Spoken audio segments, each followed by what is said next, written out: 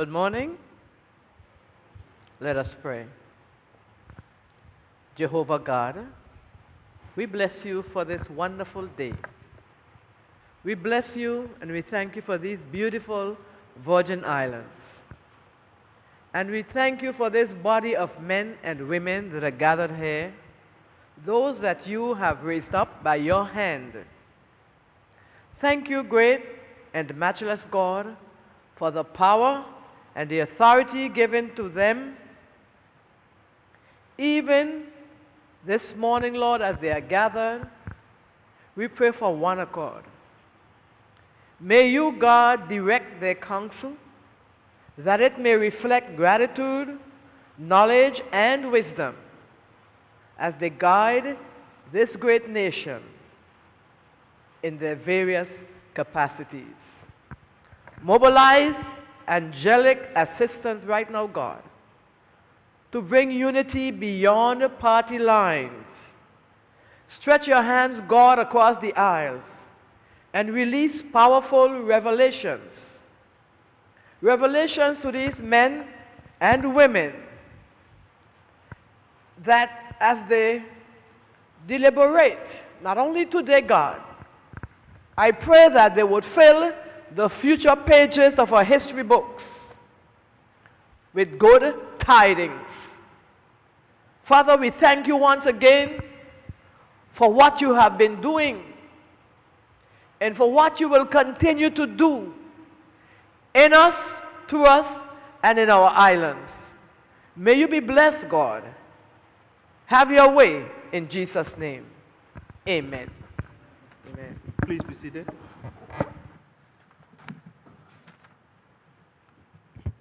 The ninth sitting of the second session of the Fourth House of Assembly is now in session. I call upon the clerk. Item number 2, announcements by the Speaker. Good morning once again to honorable members, and welcome to our sitting, those who are tuned in via radio, TV, and other social media platform. We continue to be impressed with the keen attention being paid to the matters of the House of Assembly and what goes on in the territory in terms of public policy. Just a short reminder that we continue on Monday with the Virgin Islands Youth Parliament workshops. We'll have presentation by the clerk, the Premier, the Solicitor General, among others. I also want to remind members and also visitors to the gallery that once we are in these chambers, it's the official sitting. So all necessary protocols and decorum must be observed. With that said, I call upon the Premier and Leader of Government Business. Thank you, Mr. Speaker. Mr. Speaker, I want to crave the indulgence of this honorable House with something that I never would want to do because I'm not an advocate for it. But, Mr. Speaker, there's some discrepancy with at least two ministers. One is who's not reached here in terms of the receiving of the questions in time to make sure that they have get the clear 5 days to get their answers by the technical personnel. And, Mr. Speaker, since it is issue, I quickly moved and spoke with the Leader of the Opposition and crave his indulgence to move number 6, which is questions and answers, down to number 7, and move number 7 into the new number 6. So I move that motion. I want to thank the Leader of Opposition for his understanding, and plus the systems of government, being that they were moving, were given some issues. So, Mr. Speaker, by later on this afternoon, everything was supposed to be in line for everyone with the answers, because you cannot be private in the public, and I want to make sure all the answers to the questions are given. So, Mr. Speaker, I crave the indulgence of the House for this, and I do hope that it never happens again, because I believe in the question and answer should always remain in the top when I was on that side of the aisle and on this side. But given that the clear 5 days for receiving them for two ministers seems to have been an issue, it created a little issue in terms of getting all the information ready at this time, but they are working feverishly to bring it by later on today. So I move that motion for the amendment to the House. Mr. Speaker, I rise to second the motion. Thank you. A motion has been moved and seconded requesting that the order of today be renumbered, where Roman numeral 6 move to 7 and 7 move to 6. Those in favor? Those against? The ayes have it. The motion is carried. Premier, you had another motion on Mr. Speaker, again, in terms of the new 6, which was the old 7, I just want to do a little shuffle with the motions. In the new 6, which was the old 7, but now the new 6 since the motion has passed, what is now number 8, Roman numeral number 8, VIII with 3 I's, will now become Roman numeral 4. So Roman numeral 4 will become 8, and 8 will become 4. I just want to make sure that that change is also put on the table. So I move for that change on the new 6 for Roman numeral 8 to become 4, and 4 to become 8. I so move, Mr. Speaker. Mr. Speaker, I so move to second the motion as well. Honourable members, the question before the House is a further renumbering of the order of the day, whereby the new 6 under Roman numeral 8 becomes 4, and Roman numeral 4 becomes 8. Those in favor? Those against? The ayes have it. The motion is carried. The order of the day is so renumbered. And let me also, on behalf of the House, apologize for the lateness that ministers have received their question. We in the House take full responsibility for that, and we will strive to ensure that that is not a pattern. So we humbly and politely apologize. I call upon the clerk.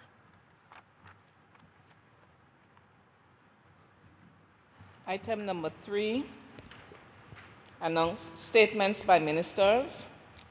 I call upon the Premier and Minister of Finance and member for the 1st District, the Honorable Andrew A. Foy. Thank you, Mr. Speaker. Mr. Speaker, I have just a few short statements, and Mr. Speaker, I crave your indulgence as I give these statements to the Honorable House. Mr. Speaker, my first statement is about the 2020 Atlantic hurricane season. Mr. Speaker, June 1st was the start of the 2020 Atlantic hurricane season. The season goes up until Monday, November 30th. Forecasters have predicted an active season. My prayer is that God keeps His Holy Spirit hovered around the people and economy of the territory of the Virgin Islands, that we are kept safe. Along with the start of the hurricane season on June 1st, we also observe Whit Monday, a public holiday in the territory.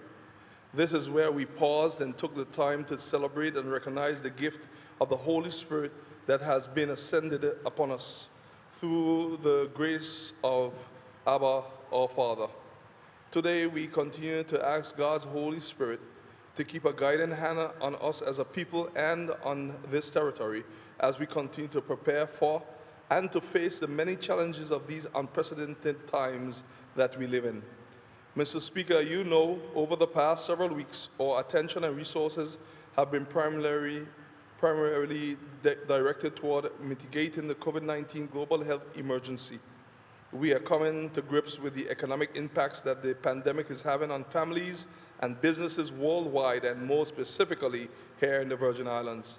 Currently, we have no active confirmed cases, and to God be the glory for that. But please note that we are not out of the woods as yet. And I repeat that, Mr. Speaker. Please note that we are not out of the woods as yet. Now there is another challenge brewing, an active hurricane season, to test the indomitable spirit of the Virgin Islands people. Conquering challenges is nothing new to Virgin Islanders, Mr. Speaker.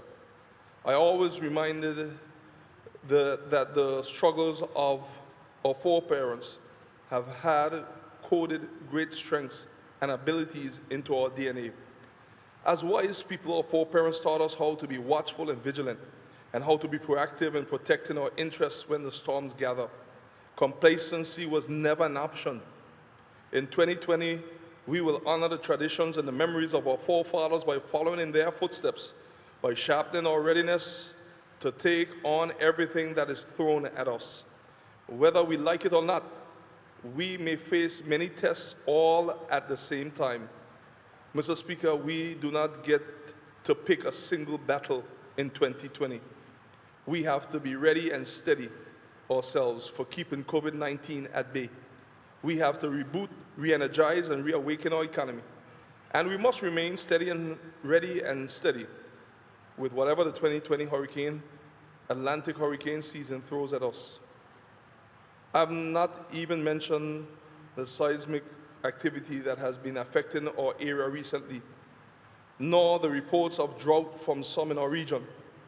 But as a people, we will fear not, for God, our Father, is with us. Mr. Speaker, the people of the Virgin Islands have it within us to rise to the occasion. I can assure you, the people, that your government will continue to do its part to be ready for the Atlantic hurricane season. I am immensely grateful for the continued support of many teams in the ministries, departments, and statutory bodies of government that continue to work together. Throughout the public service, the officers who carry out the day-to-day business of you, the people, have been updating their plans and procedures so that they are prepared to face the multiple hazards that we may encounter, including tropical storms or hurricanes. The team at the Public Works Department is carrying out gut clearing around the territory, including on the sister islands. We are inspecting potential shelters.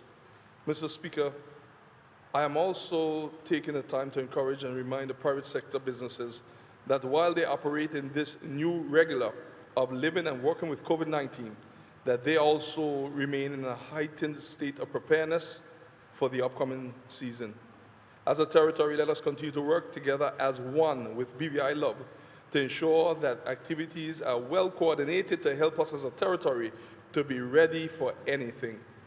While we continue to have faith in the protection of the Heavenly Father, we know we need to take action to protect our community as well. Let us all continue to gather our supplies and review our home and work plans. Make sure to take into account how we can maintain our social distance protocols and how we will maintain a sanitized environment to keep ourselves and everyone safe. This is very important. Mr. Speaker, as a people, let us draw on what we know best, the power of prayer and diligent work. After all, the Bible says faith without works is dead. I wish to encourage us to continue doing our respective parts to remain and be ready for anything mode, where we are putting the preventative measures in place both for COVID-19 and the hurricane season. We will not be complacent this season. We will all do our part to be ready for the unknown. Yes, the COVID-19 outbreak remains active. The hurricane season is expected to be active, but none of them is more active than God. For where God is, we are, and where we are, God is, and where God is, all is well. Mr. Speaker, may He bless and keep the people of the Virgin Islands and this territory in His hands. Mr. Speaker, that was the first statement. Mr. Speaker, I crave your indulgence as I make my second statement, which is restricted border reopening, welcoming home Virgin Islanders. Mr. Speaker, on June 2nd, our territory successfully crossed another milestone in the journey of living and working with COVID-19 under the new regular. We began the phased and controlled reopening of our borders, particularly at the Terence B. Lettsome International Airport. Under this phase, only nationals, belongers, holders of permanent residence, and naturalized citizens of the Virgin Islands are being allowed entry into the territory. Mr. Speaker, it's very important that I repeat that. Under this phase, only nationals, belongers, holders of permanent residence, and naturalized citizens of the Virgin Islands are being allowed entry into the territory. Ahead of the arrival, I was able to visit the Terence B. Lettsome International Airport to see a simulation conducted by the respective government agencies and statutory agencies in preparation for the resumption of air traffic. I was able to get a first-hand view of the processes at work. I must say that the performance of our teams was remarkable, and I wish to publicly commend all of them for their hard work and commitment at this time. We are happy to be in this phase to welcome our people home. Mr. Speaker, although at this time we thank God that we do not have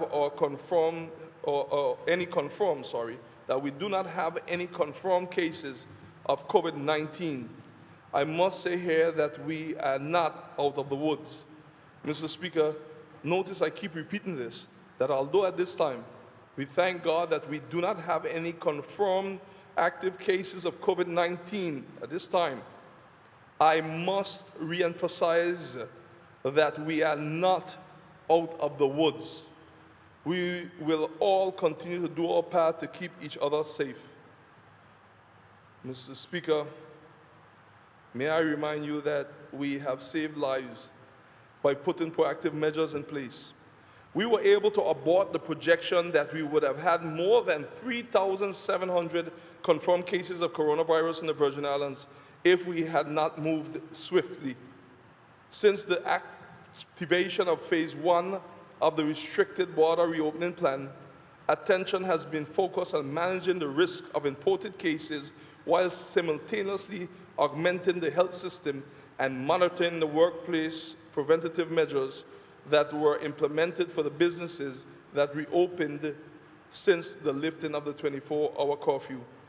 Since June 2nd, we have been working hard and welcoming home our people who have been abroad. As of June 10th, 681 registrations were submitted, with 362 verified by immigration and cleared for processing by environmental health. Please know that this is an ongoing process. Mr. Speaker, it is important to emphasize that our returning nationals and residents must adhere to the health and safety requirements that are in place. This includes following the mandatory quarantine procedures. A measure such as security has been implemented to ensure that persons adhere to the mandatory procedures. We are hoping that a sense of responsibility will continue to prevail and that all persons will continue to comply so that we are not forced to consider other measures. As a territory, due to hard work and sacrifice by all of our people and our guests who are in the territory, we have been able to put measures in place to keep us all safe. All professionals in the Health Emergency Operations Center, Ministry of Health, and all the supporting agencies, Cabinet, House of Assembly, have worked long hours to lead us to where we are today. Our people have given up a lot in this collaborative effort to minimize the spread of COVID-19 on our shores. We have seen what COVID-19 can do to our economy and to jobs. So we are not taking any chances. COVID-19 is not playing around with us, and we are not playing around with COVID-19.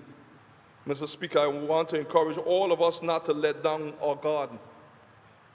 I am concerned that people are not social distancing, standing 6 feet apart from each other. We are becoming complacent. We are not wearing our mask, which should only cover our nose to our chin. Each day we ignore these important steps as COVID-19 continues. We are putting our lives at risk. I'm asking all of us to do our part. Let us all continue to encourage each other.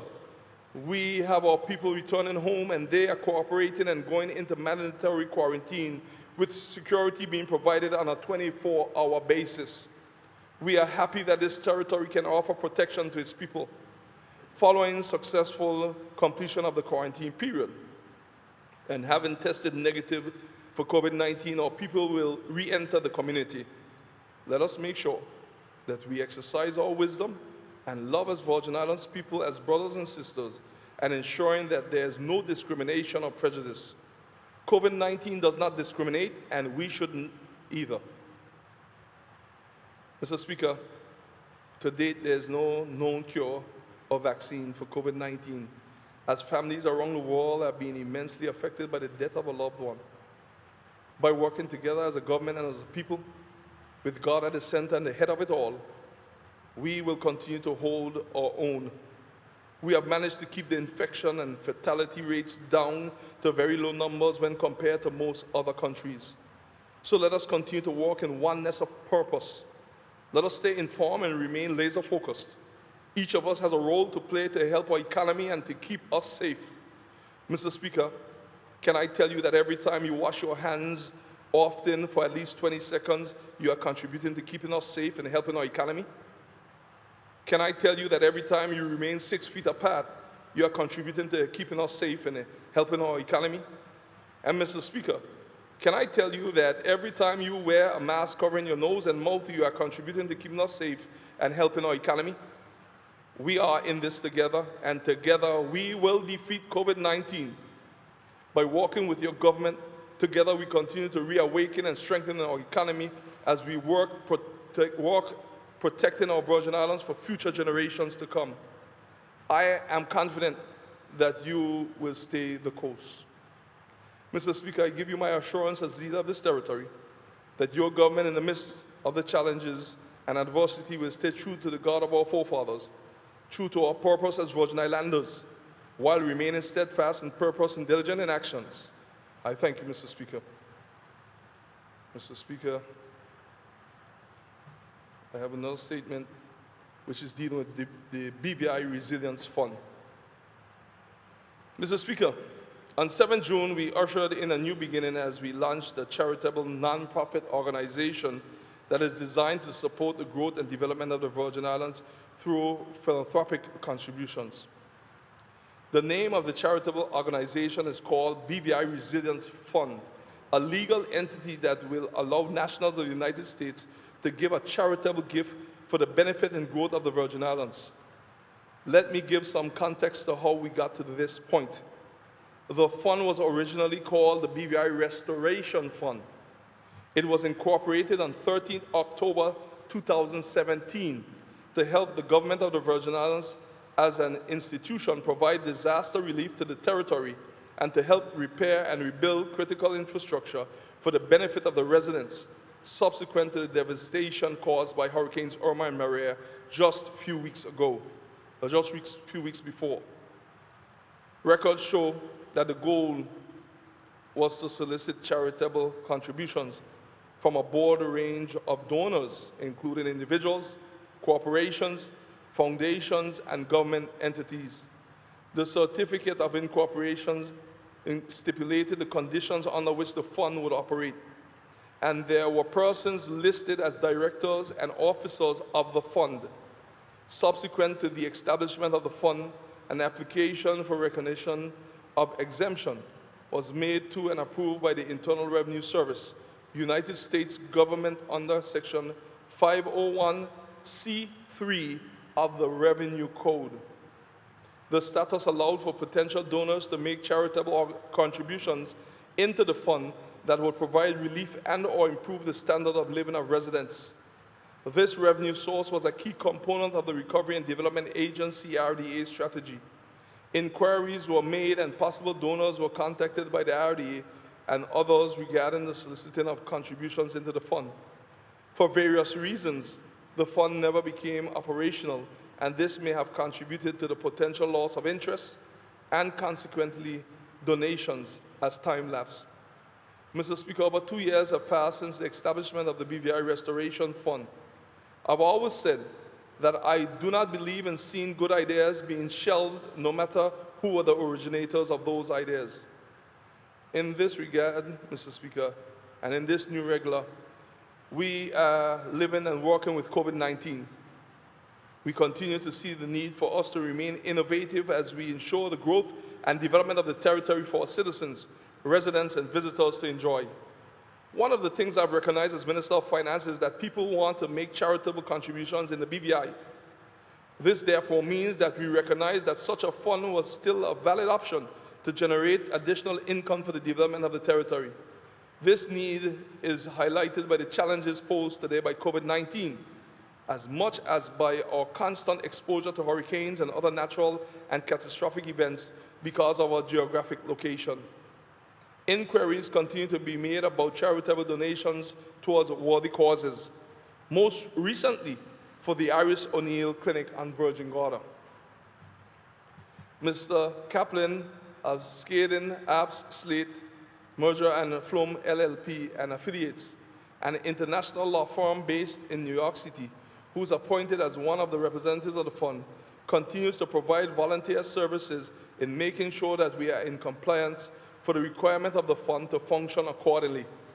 Mr. Speaker, over the past few months, since the emergence of COVID-19 and your government's anticipation of the economic impact that the pandemic would have on the territory, we began exploring options for generating funds to support the resilience of the territory and our people.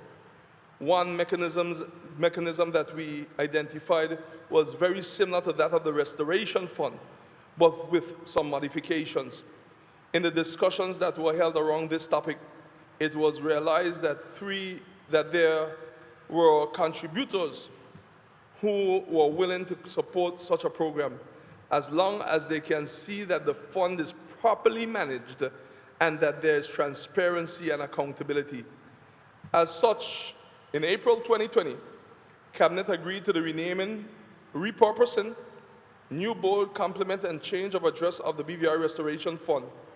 The name has been changed to the BVI Resilience Fund. The purpose of the fund has been changed to that of preventing and alleviating poverty and suffering of the inhabitants of the Virgin Islands through health, disaster relief, education and infrastructure development, temporary housing and economic development initiatives.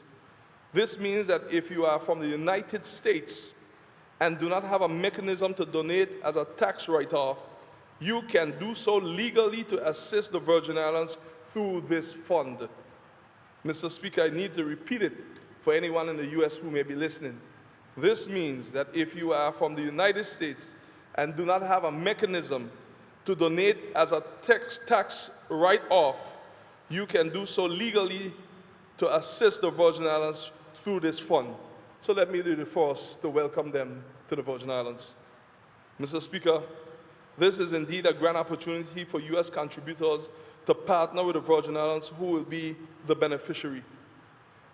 There are opportunities for persons to donate to areas including entrepreneurship, the expansion and modernization of our port facilities, the expansion and modernization of our runway and airport facilities, and expansion and construction of schools, among many other infrastructural development areas. There are also opportunities for the expansion of HL Stowe Community College, including investments in scholarships locally and abroad, investments in arts and culture programs, among other areas. Additionally, persons who may want to donate to clinics, shelters, social protection for seniors, women, or other special needs population. The Virgin Islands look forward to being a beneficiary of such donations. The BVI Resilience Fund is being operated by a board. The board members are Mr. Meade Malone, Director, President, Mr. Glenroy Forbes, Director, Treasurer, Dr. Henry Jarecki, Director, Mr. Douglas Regals, Director, Mr. Claude Klein, Director, Ms. Najan Christopher, Secretary. The organization will operate independently from government. And let me repeat this, Mr. Speaker. The organization will operate independently from government.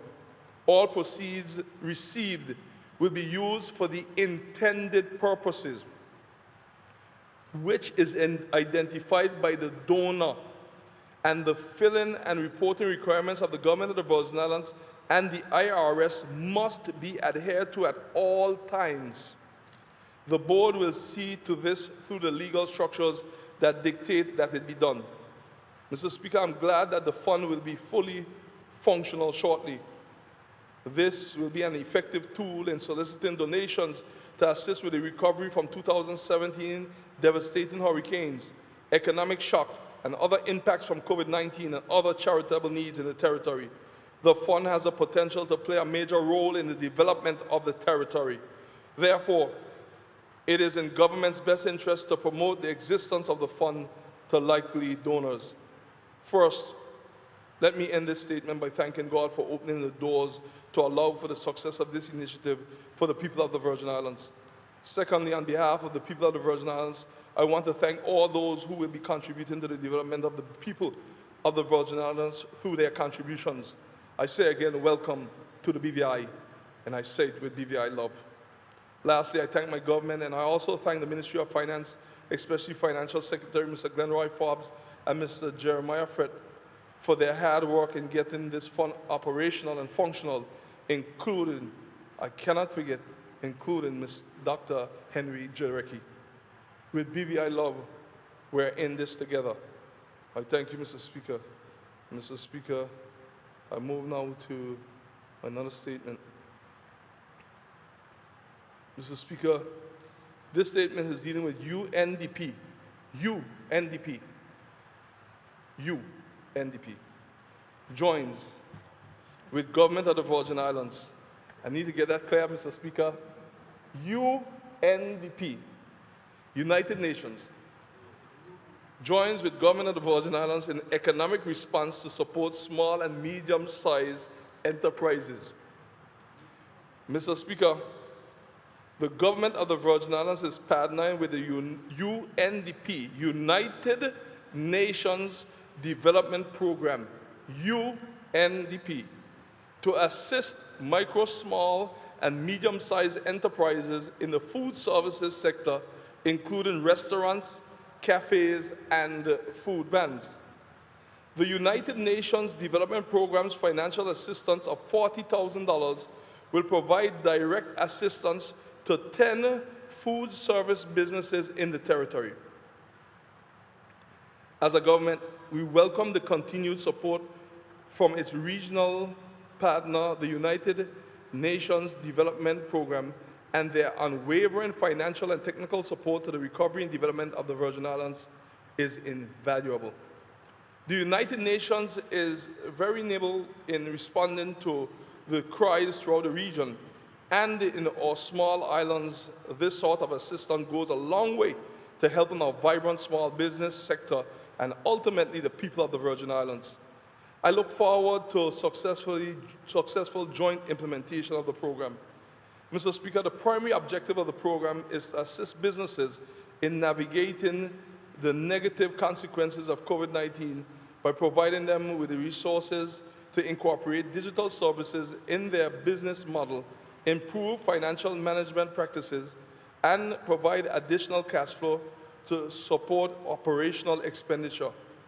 It complements the national grant program valued at $6.5 million that has been launched to provide direct assistance to small businesses in the territory. Micro, small, and medium-sized enterprises grant program is part of the UNDP's Regional Economic Recovery Program for COVID-19. The organization's resident representative for Barbados and the OECS, Mr. Magdi Martinez Solomon, stated that the UNDP will support the territory's small and medium-sized enterprises so that they resume their business and service their customers. Mr. Speaker, part of the assistance, he said, will be for small business to go digital, the way for the future and the way of the future, and congratulated the government on their response and handling thus far of the crisis. Mr. Speaker, Mr. Martin Solomon said, and I quote, "The COVID-19 response in the BVI has been a resounding success. The citizenry, the government, civil society organizations, and the private sector have worked together to protect lives and livelihoods. Now is the time to reactivate the economy," end of quote. The premature closure of the tourism industry sector and the curfew of the internal economy has had a significant impact on the revenue stream and viability of these businesses. A recent COVID-19 impact business survey concluded by the government of the Virgin Islands in April 2020 revealed approximately 70% of food service businesses in the survey experienced between 61%, 100% reduction in business activity. Mr. Speaker, this grant program will be administered through the Ministry of Finance in collaboration with the Premier's Office and the Department of Trade, Investment and Promotion and Consumer Affairs.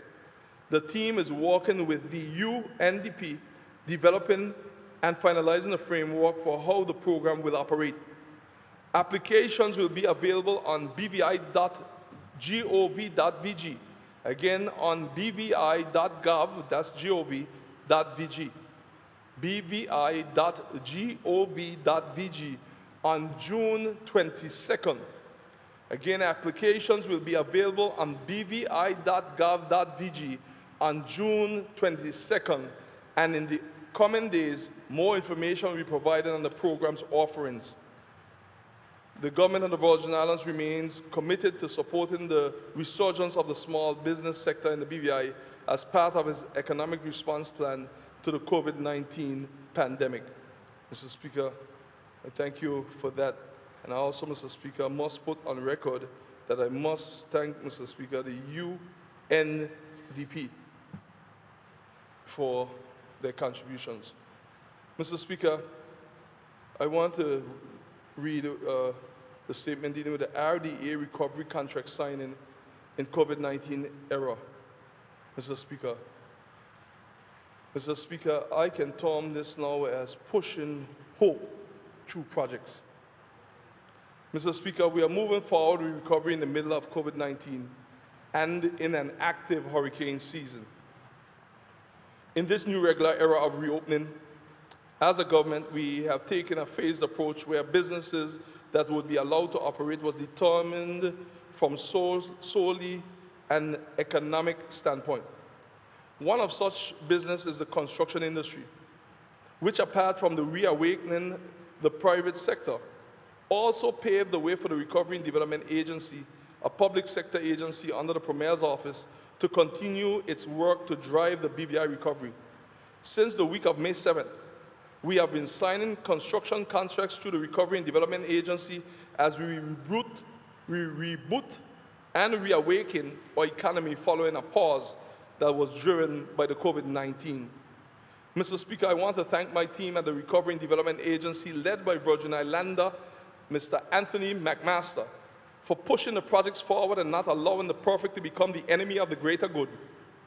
I am very pleased to see that the schedule of projects in the revised Recovery and Development Plan have commenced. Projects are now coming out the talking phase into the action phase.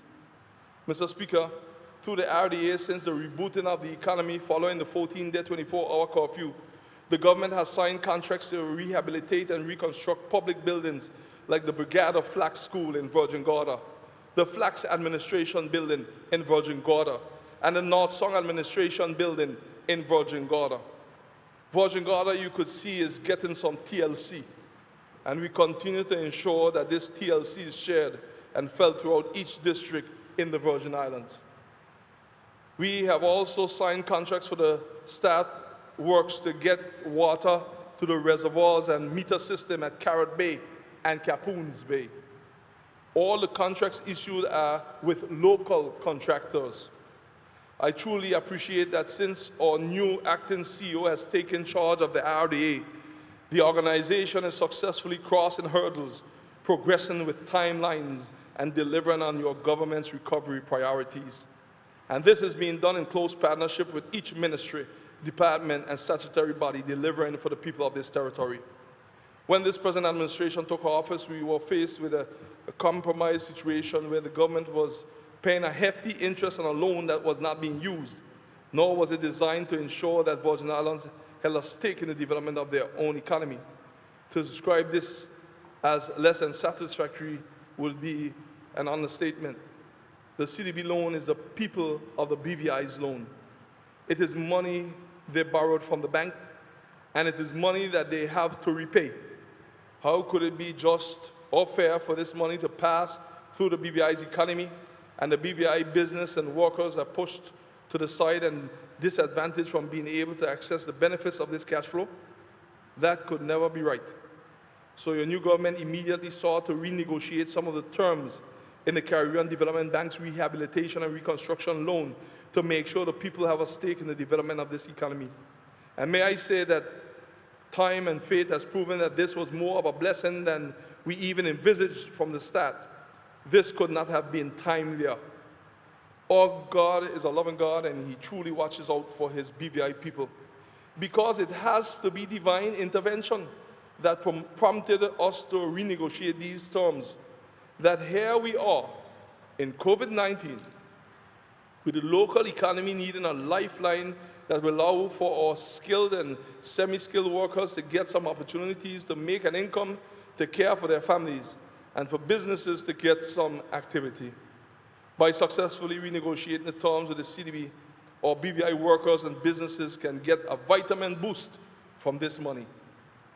Then, in the latter part of 2019, the revised Recovery to Development Plan was laid on the table of the House of Assembly without any objections. The new revised plan separates recovery projects from development projects. The recovery matters were assigned to RDA in order to allow more focus to take place. I continue to be happy to see that the CDB loan funding is actively being used to assist with jumpstarting the construction industry at this time. As a leader and as a government, you have to have faith in your people. You have to give them the chance and the opportunity to develop and to grow. You have to create the climate and the opportunity that gives them the chance to meet you in the middle. And that is why under our watch, your government will always fight the good fight to make sure the people of the Virgin Islands are not pushed aside. Our people can do the work. Our people can build this economy. Our foreparents did it before, and we can do it again. Every major project that is done in this territory, when it is done, regardless of the amount of local content, when it is finished, technical skills must be transferred to the people of the Virgin Islands. We are conscious that there are times when international companies as tenderers would win bids. And even in those cases, your government will push to ensure the transfer of technical skills to the people of the Virgin Islands, because we are the ones who must ensure our continuity as a territory advancing forward. So here we are today, where we had 2 contracts signed with local contractors at RDA. Under our watch, this will bring the territory to a total of 7 contracts signed with the CDB rehabilitation and construction loan by the RDA at an approximate value of $10 million. One of the local contractors that signed today with the RDA under the Premier's office was Outland Heavy Equipment for rehabilitation and restoration works of the reservoir in Langbush. This project will get water to the reservoir and facilitate the meter system at Langbush. When we enable the Water and Sewage Department to improve the service delivery to the public, we are putting an end to water woes and improving the quality of life of all Virgin Islands people. The second contract was with another local contractor signed today with the RDA under the Premier's office, under the person of the company's name, Trojan Design and Development Limited. This company will complete the design of the Magistrate Court Halls of Justice. This is a 21-month engagement in the sum of $324,840, and it covers providing architectural, engineering, and contract management services from the planning phase to the handover for operation by the end users of this facility. And may I say that important buildings like these are opportunities for our people to express themselves. That is why we must always strive to have these buildings designed to reflect who we are as Virgin Islanders. And Mr. Speaker, I want to deviate with your humble approval in that the local contractor that signed this contract, he lost his mother not too long ago, Mr. Ronnie Letsom.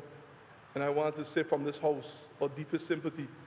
And I told him today when I was leaving, and the emotional time it was, when he said he lost one thing, but he gained another, but he still can't make up for the loss.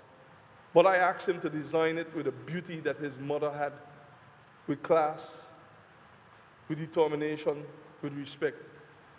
So, Mr. Speaker, may her soul rest in peace. But that is why we must always strive to have these buildings designed to reflect who we are as Virgin Islanders. Also, need I remind you that this project has been in the talk phase for well over 20 years. Can I tell you, so was our consumer protection a talk for well over 30 years? You may ask, Mr. Speaker, why are these things moving now? The answer is the only new factor is the confidence the people of the Virgin Islands has placed in this government to make the tough decisions on the things that are important in the best interest of the Virgin Islands. Simply put, these actions are about improving the quality of life of every citizen of the Virgin Islands. we are moving forward with the construction phase of the new magistrate court, which represents phase 1 of the Halls of Justice project. The magistrate court sustained extensive damage during the passage of Hurricane Irma in 2017, and it has been inoperable since that time. A temporary modular structure was constructed and commissioned by the United Kingdom government in July 2018 to accommodate sittings of the court. I know that the previous government would have done it before, but I wish to do so again at this time and thank the United Kingdom government for donating the temporary building to ensure continuity in providing court services in line with Section 61E of the Virgin Islands Constitution, which refers to the administration of the courts. I also know that it would have been done before by the previous government, but this time I wish to thank the building's general contractor, Caribbean Basin Enterprise BVI Limited, and NG Solutions LLC supplied the building components, Cool Air Limited supplied the air conditioning works, Caribbean Security Limited provided the security systems, Elliott Hodge Precast provided the brickworks, and D&B Trucking provided crane services. And please note, for the record, this was in 2018. It is time to move now from temporary to permanent structure to ensure the continued stability of the judiciary. For several years, there has been much assessment and much talk about moving the Halls of Justice project forward so that the scattered court system could all be in one location, one block, the law block. As your government, we understand the importance of having good governance structures in place as we work towards our advancement in this stage of our development, strengthening our legal system. I know that for years, committees have been searching for the ideal location for our halls of justice. As a cabinet, ministers collectively agreed to do a land swap between the magistrate court and Esley Henley's current location in Johns Hole. We took the decision to move the Esley Henley Richards School Learning Center to where the magistrate court is in Johns Hole. Both institutions have one thing in common. They were both destroyed by the hurricanes of 2017. Now what will happen is that the Esley Henley will now be closer to Althea Scarlett and allow them to share resources, such as a school playground. And the relocation of the magistrate court to the opposite side of the road will now become the new home of the halls of justice. We did the land swap because it made practical sense. And now we look forward to a soundproof halls of justice building designed to withstand catastrophic events, equipped with the technology to enhance efficiency and effectiveness while facilitating us in this new regular as we live and work with COVID-19. I know that the Chief Justice, Dame Janice Pereira, would be quite happy that discussions on the project are no longer outstanding and that work is now finally starting. The talk phase is over. In 2018, Dame Pereira gave a presentation during the 65th meeting of the OECS Authority of Honorable Heads of Governments. She explained that the passage of Hurricanes Irma and Maria provided an opportunity for jurisdictions to construct proper purpose-built facilities as part and parcel of the overall post-hurricane reconstruction and development process. Your government takes the matter of justice and security very seriously. That is why when we took office in 2019, we made the redevelopment of the magistrate court a priority and ensured that it received funding in the 2020 budget estimates. The courts play an essential part in our economy and our society. I'm pleased, therefore, that we can advance our plans for the construction of a proper halls of justice to allow the court in the Virgin Islands to function effectively. We want to ensure that the judicial and court teams are provided the ideal environment in which to provide services. Construction of the new court facility will provide the much-needed rooms and space to allow for a proper and functional court system. Your government is committed to developing a court facility that is resilient and smart and meets the needs of the people of the Virgin Islands. I wish to thank Director of Projects in the Ministry of Finance, Dr. Drexel Glasgow, and the Financial Secretary, Mr. Glenroy Forbes, and their team for working along with the RDA to drive this initiative forward. I also wish to thank the Deputy Governor. I thank the Cabinet, members of my government, members of the House of Assembly, Deputy Governor's Office, and all the public officers who played a role in advancing this process to make sure this gets done. This project is about building with the future in mind.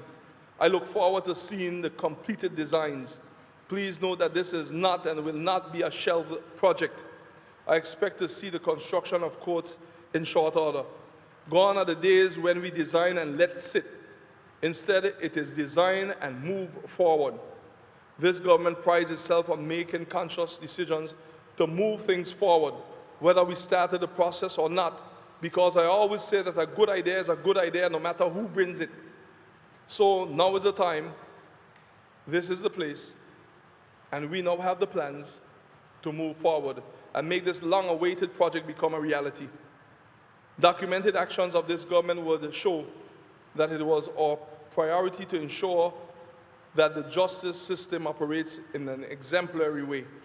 We know that the laws and the physical structure are just as relevant. I'm asking our people to ready themselves academically and professionally, for opportunities will come as a result of these halls of justice. For example, we would need court reporters, interpreters, magistrates, and so much more. My people, let us get ready. The public has put us to make decisions that are in their best interest.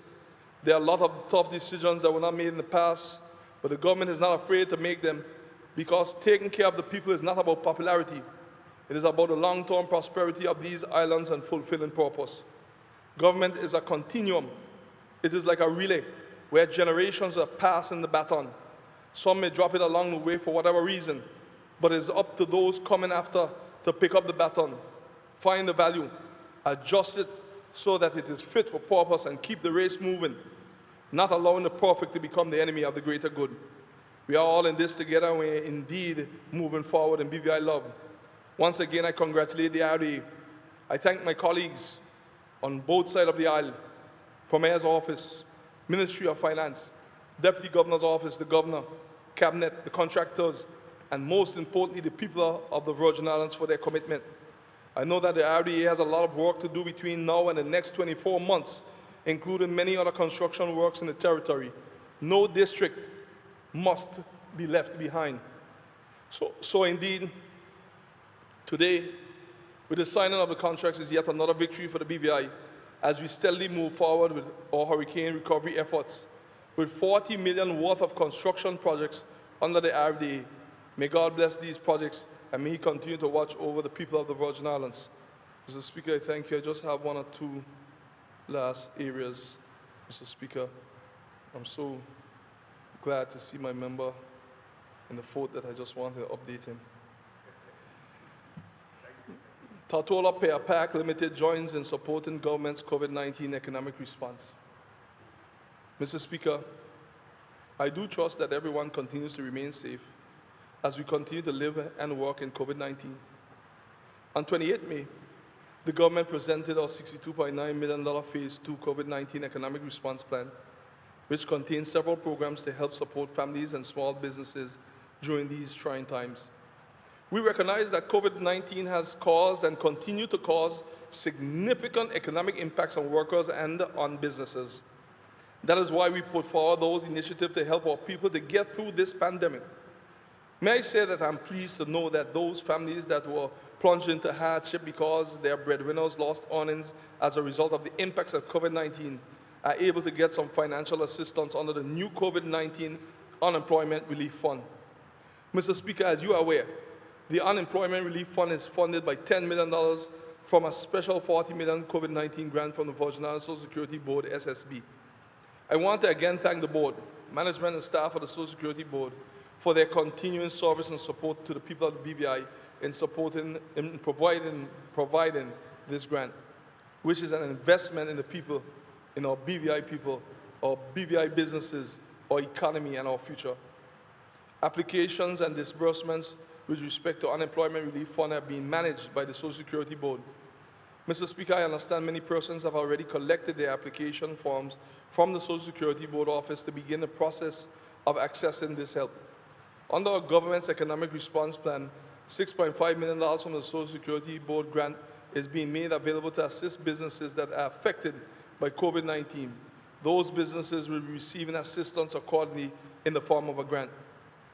Application forms were to be made available for the 15th of June, but Mr. Speaker, I want to inform persons that there's just a week delay, so it will be next Friday, Mr. Speaker, so the applications won't be available today on the 15th of June, but just a week more, Mr. Speaker, so we crave the indulgence of the public, but it will be available next Friday with the appropriate instructions for how to apply.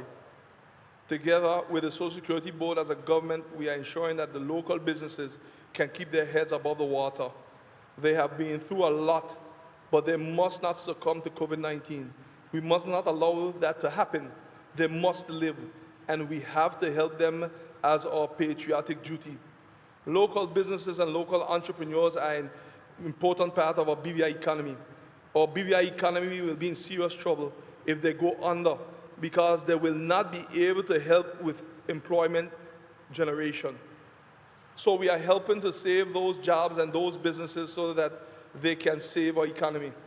I want to urge our entrepreneurs, business managers, and innovators to recognize the importance and urgency for regrouping, retooling, and reorienting their operations for the new era of living and working with COVID-19. There are other aspects of the economic response package that will be coming on stream over the next few days. Please look out for the announcements and make sure that you submit your applications early. Mr. Speaker, as a government, we want all persons who are in line to benefit from these opportunities to do so. In the meantime, we are continuing to look at different ways of helping our people. We have reached out to the statutory agencies and asked them to advise us on ways that can help bring relief to the people. I am pleased to let you know that another economic response initiative has come up at this time. The 94 local shareholders of Tortola Park Limited, TPPL, will be happy with the news, and they are already happy with the news, that TPPL have been approved to issue dividends for 2018. The TPPL board, supported by the BVI Ports Authority Board, which is the parent company of TPPL, recognized the importance of dividends being remitted to shareholders and accordingly have approved the payment of 2018 dividends in the sum of $529,974. The dividend payment date is was slated for Monday, 8 June 2020, and Mr. Speaker, this has already occurred. The largest investor, which is the Social Security Board, received $442,500. These dividends come at a time when the BVI is still navigating turbulent waters as a result of the economic consequences of the COVID-19 pandemic. They also come when TPPL is also moving towards 90% recovery from the physical ravages to the facility due to the hurricanes Irma and Maria in 2017. In a magnanimous gesture, the board of TPPL has also offered the following concessions on rent obligation for eligible tenants. April, rent-free, 100% discount. May, 75% off. June, 75% off. As we navigate this still fast-changing COVID-19 environment, I'm pleased that the TPPL could be in a position to assist the government of the Virgin Islands in meeting the needs of the people. This is a contribution to the national effort to ensure that the most vulnerable in our society receive the necessary attention, where the Social Security Board is the majority preference shareholder in TPPL. Mr. Speaker, I'm also appreciative to the TPPL Board for consenting to rent obligations concessions to tenants considering the shifting landscapes for conducting business. This will help those businesses that need an assistance to that they can get through the adjustment period. I thank the Chief Executive Officer of TPPL, Mr. Vance Lewis, for remaining committed to the task at hand. I'm aware that the board has undertaken a number of cost-saving initiatives managed in collaboration with TPPL tenants, local agencies, and the TPPL team. I'm pleased that a statutory solvency test was conducted to allow for a sensible buffer for working capital. The business operating environment has changed, not just in the BVI, but throughout the world. Everywhere, business operators are looking at their supply chains, the inbound logistics and the outbound logistics. They are looking for new marketing strategies, new approaches to customer service and service delivery. They are looking for ways to boost their trade volumes back to the levels that will render them viable and sustainable.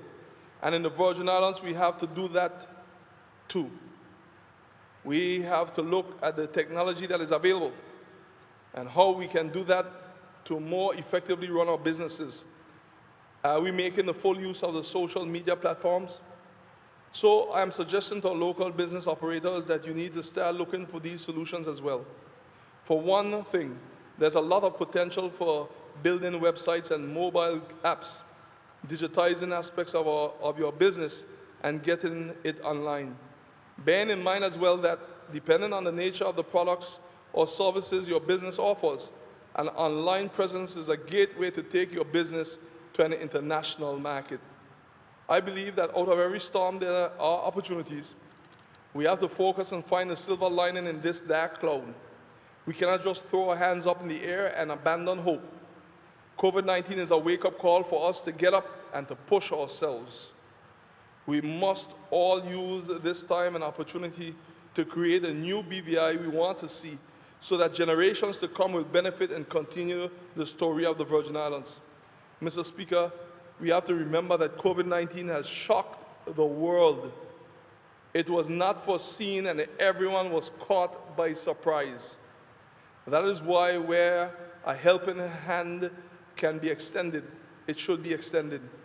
No one could have been expected to be so prepared as to face the overnight shutdown of the world. And as I say this, I must emphasize that the pandemic is not over. There are no known cases of COVID-19 in the BVI at this time, active cases. But we cannot relax our vigilance. We have to maintain a new regular of using our face mask, protecting social distancing, and ensuring that we wash or sanitize our hands regularly and so forth. We have seen what COVID-19 can do to our economy and to jobs. So we are not taking any chances. And as I always say, COVID-19 is not playing around with us, so we are not playing around with COVID-19. We have come this far by following the guidelines from the Ministry of Health and the Health Emergency Operating Center. We have seen the positive results that kept everyone safe. Therefore, by continuing along this path, we will get through this together. I thank God for His continued favor for these beautiful Virgin Islands. Mr. Speaker, as I wait now, Mr. Speaker,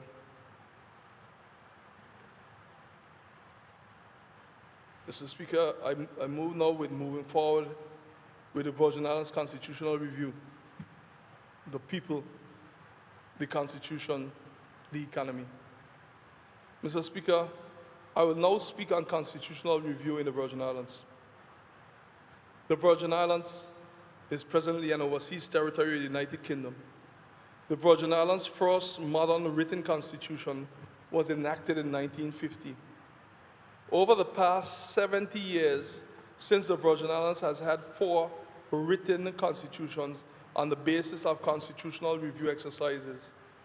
The current written constitution, the Virgin Islands Constitution Order 2007, was enacted on 13 June 2007, approximately 13 years ago. The Virgin Islands Constitution Order 2007 was given effect based on the following context and principles, which forms the preamble. Whereas the people of the territory of the Virgin Islands have over centuries evolved with a distinct cultural identity, which is the essence of a Virgin Islander. 1, acknowledging that the society of the Virgin Islands is based upon certain morals, spiritual and democratic values, including a belief in God, the dignity of the human person, the freedom of the individual, and respect for fundamental rights and freedoms, and the rule of law. Mindful that the people of the Virgin Islands have expressed a desire for their constitution to reflect who they are as a people and a country, and their quest for social justice, economic empowerment, and political advancement. Recognizing that the people of the Virgin Islands have a free and independent spirit and have developed themselves and their country based on qualities of honesty, integrity, mutual respect, self-reliance, and the ownership of the land, engendering a strong sense of belonging to and kinship with those islands. Recalling that because of historical, economic, and other reasons, many of the people of the Virgin Islands reside elsewhere, but have and continue to have an ancestral connection and bond with those islands. Accepting that the Virgin Islands should be governed based on adherence to well-established democratic principles and institutions. Affirming that the people of the Virgin Islands have generally expressed their desire to become a self-governing people and to exercise the highest degree of control over the affairs of their country at this stage of its development. And noting that the United Kingdom, the administering power for the time being, has articulated a desire to enter into a modern partnership with the Virgin Islands based on the principles of mutual respect and self-determination. Mr. Speaker, Constitution review has been on the national agenda for several years now. In a statement on 12 October 2016, entitled Enhancing BVI International Relations, former Premier and Minister of Finance, Dr. the Honorable Orlando Smith, OBE, stated, and I quote, "In the margins of the GMC, I will also have a bilateral meeting with the UK government in which I will discuss my government's plans for a constitutional review in 2017. As our constitution turns 10 years old, it is only appropriate that we consider modifications to our current constitutional arrangements to better enable us to meet new and emerging challenges in the 21st century.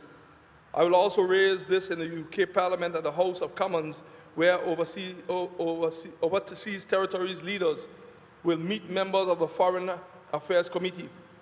The committee's support will be critical in building momentum for constitutional changes." End of quote. Mr. Speaker, moving forward with this intended action was delayed by the Virgin Islands experiencing 3 catastrophic events in 2017. The August 2017 floods and Category 5 hurricanes Irma and Maria. In a press release dated 30th November 2018, the then Premier, Dr. Smith, further stated that he intended to raise the Joint Ministerial Council GMC meeting on 4th and 5th December 2018. Quote, "Discussions on the principles behind constitutional powers and foreign and Commonwealth offices, update on requests to constitutional reform." End of quote. Mr. Speaker, on 19th November 2019, during the 2020 budget address titled "Transformation for Resilience and Sustainability, Smart Strategies, Empowered People, and Green Development," I said, and I quote from that speech, "Today, as we gather here to present the budget address for these Virgin Islands, I acknowledge the desire of our forefathers that we would be able today to govern our internal affairs. Hence, provisions are made in this 2020 budget to request the commissioning of a constitutional review." End of quote.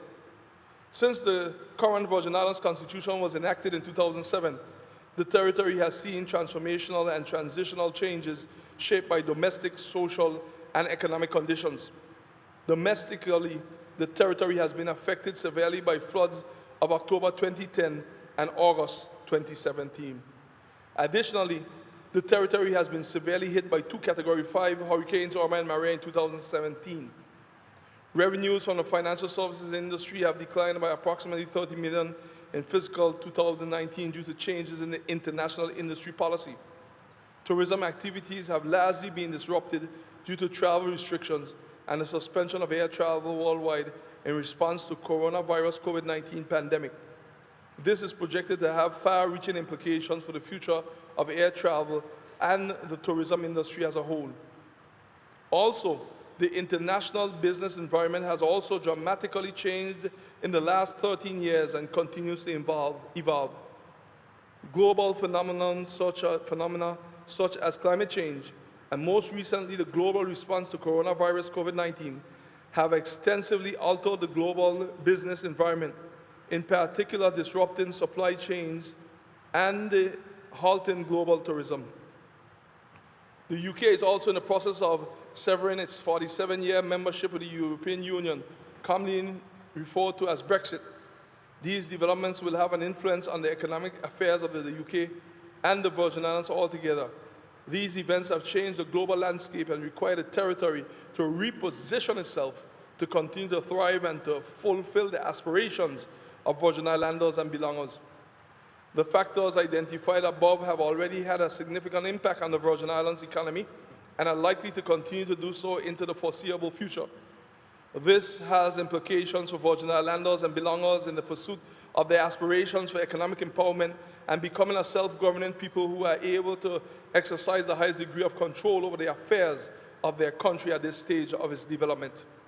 As such, Mr. Speaker, it is necessary to conduct a full review of the Virgin Islands Constitution to determine whether it is in a strategic fit to facilitate the achievement of the aspirations of Virgin Islanders and belongers as already expressed and as may have shifted in the last 13 years.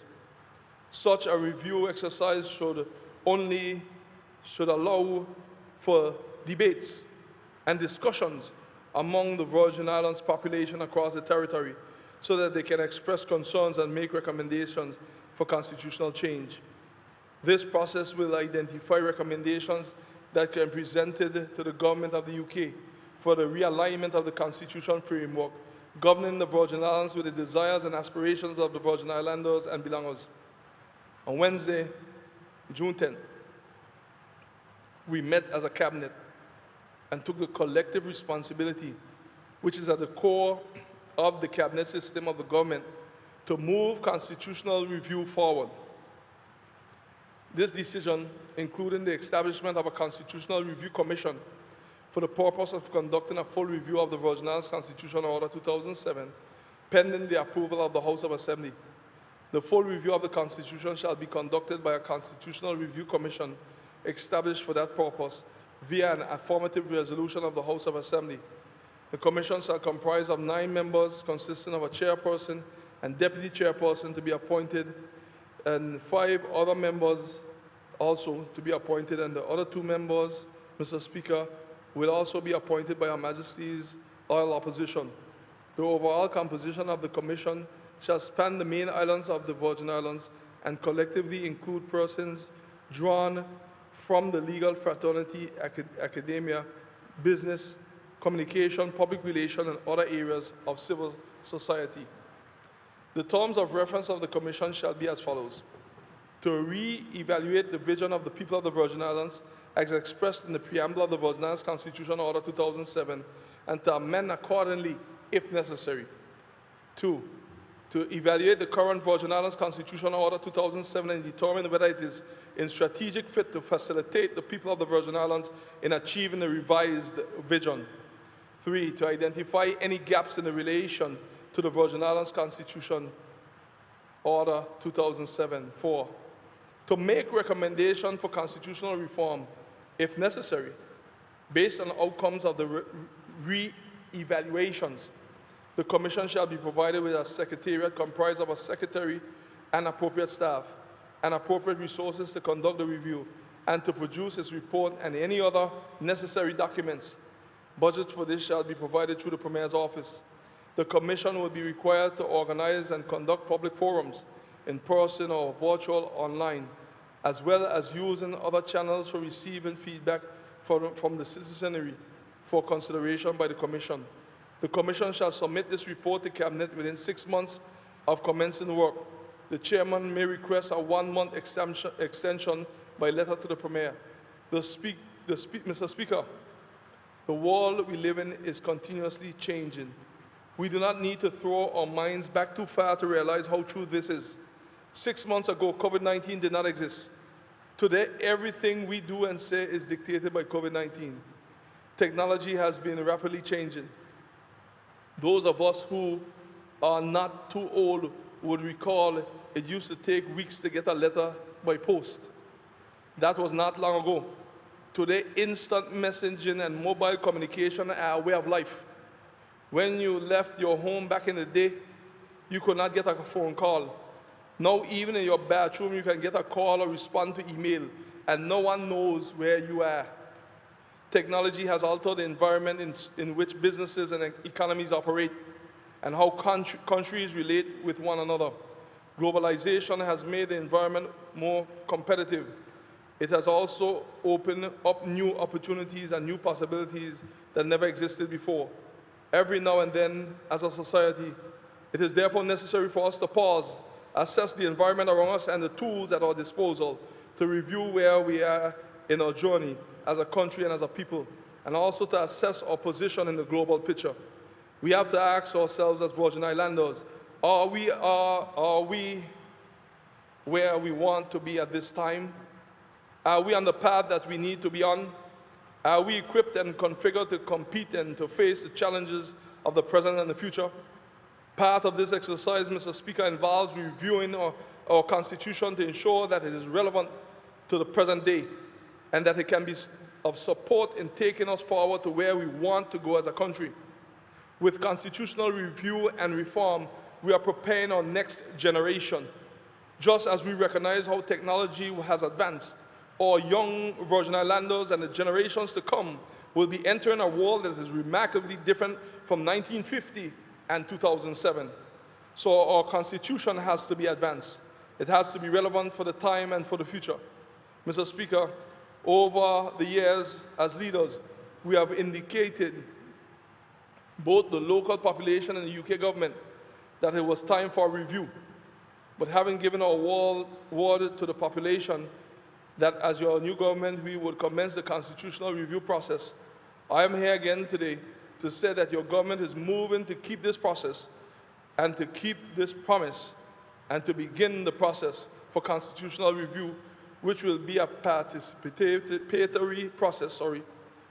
We want the people to get involved heavily with this, for this is their territory.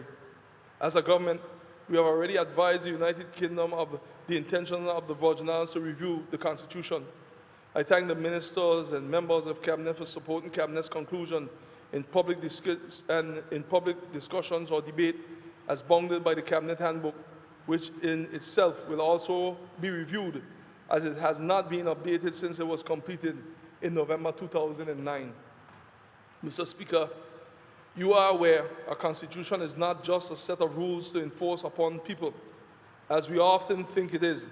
It's a vehicle for enabling citizens to achieve their dreams and aspirations. Your vehicle has to be designed and equipped for your journey. Otherwise, it will not fulfill its purpose and you will not get to your destination. This is not a one-man job. It is not a one-party exercise. It is about all of us as Virgin Islanders because it affects all of us as Virgin Islanders, regardless of social status and political affiliation. There will be full transparency. This is why the issue will be debated in the House of Assembly and why Her Majesty's loyal opposition will have input into the composition of the Constitutional Review Commission. Steps have already been taken to convene a special informal meeting of the House of Assembly next week to discuss the dynamics of the constitutional review exercise. I've also spoken with the Honourable Leader of the Opposition on the matter as well. I look forward to this being a very fruitful exercise for the benefit of the territory. May I say that since we are one people on a common journey, we have to ensure that the targets that are set reflect the will of the BVI people and not anyone else's agenda. Key to achieving this is for the mechanisms to be put in place that will allow the people to lift up your voices and their voices when the opportunities are presented. They must be able to speak up as proud, ambitious Virgin Islands people and tell the Commission to tell their government and tell their opposition what they want the Constitution to say and where they want us as a people and a country to go. We do not want persons sitting down and holding their tongue only to disagree down the road with whatever choices are made. Tell us where you want to go and where you do not want to go as a people. In order for citizens to participate meaningfully in this exercise, they must prepare themselves and they must be informed of the discussions. This means that every Virgin Islander must read and evaluate the current Virgin Islands Constitution. I've asked the Government Information Services, GIS, to ensure that the Constitution is easily accessible on the government's website so every Virgin Islander can download it. Through you, Mr. Speaker, your government would like there to be a copy of the Constitution in every home. Thus, I would ask the House of Assembly to assist in having the copies prepared, and for all 13 members, whether they are district representatives or not, and all at-large representatives, to help to ensure that every home has a copy, thereby ensuring that there is a copy of our Constitution at every doorstep and every home of our Virgin Islands people. As always, I'll be leading by example. I'll be ensuring that in the first district, each household gets their hard copy of the Constitution. It is not too late for us adults to get to know our Constitution, and it is not too late or not too early for the young ones, especially those in high school, to familiarize themselves with it. I would urge that when the Constitution is read, take your time and digest it section by section. Look at the preamble, which has sought to encapsulate the aspirations of the Virgin Islands people. It speaks about our unique cultural identity and our heritage, our free and independent spirit, our moral and spiritual values, our quest for social justice, economic empowerment, and political advancement, and a desire to become a self-governing people and to exercise the highest degree of control over the affairs of our country at this stage of its development. Look at the relevant paragraphs and sections and deliberate on them. Ask yourself whether what is written at present achieves those objectives, or if there are gaps. Is the current Constitution designed to empower Virgin Islanders economically? Is it supporting the BVI's political advancement? Is it giving Virgin Islanders social justice? Does it truly give Virgin Islanders the highest degree of control over the country's affairs? You may say yes, or you may say no. And depending on what you conclude, then the next question will be, how do we make it better or stronger? In searching for the answer of these questions, we also have to review our history. The journey that us Virgin Islands people are on started before our forefathers landed on these shores. Emancipation, the struggles of Theodore Faulkner and Noah Lloyds, and all other milestones are all part of the history that defines who we are and what our aspirations are. This is a continuing journey. It will continue with us, and then our children will take over from us and continue marching forward.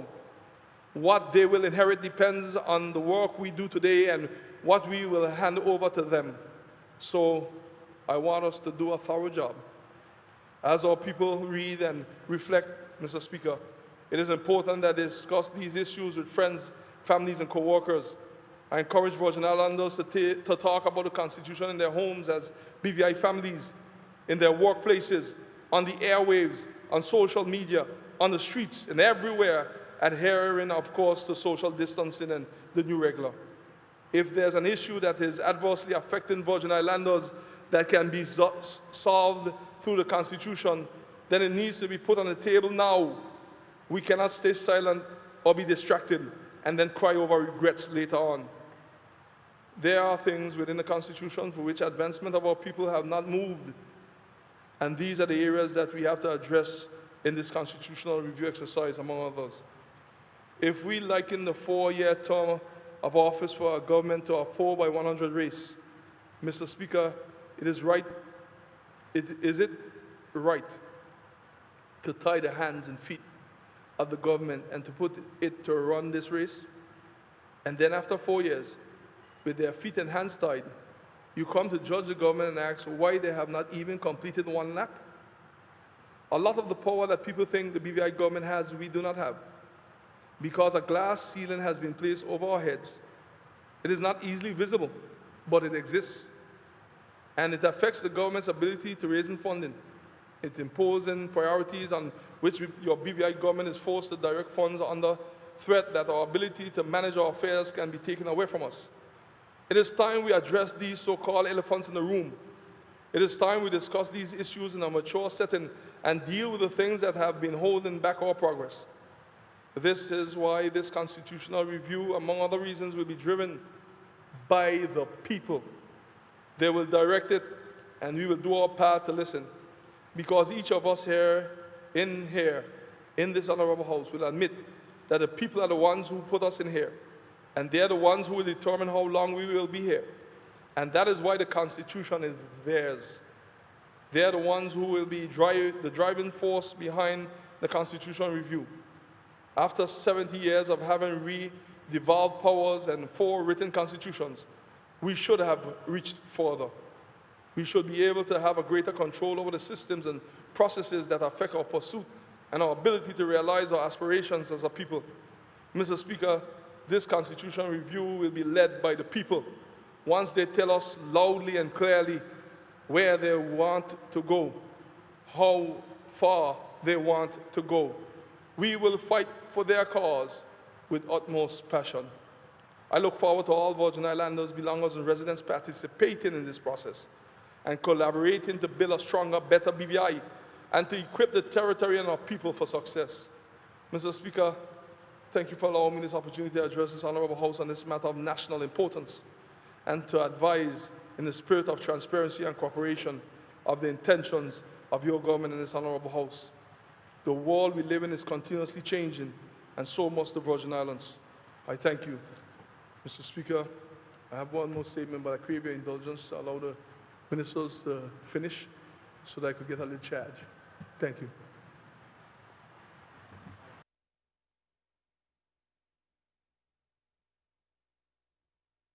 I thank the Premier for his statements. At this time, I recognize the Deputy Premier and Minister for Health and Social Development and Territorial Member, the Honorable Corvin Malone.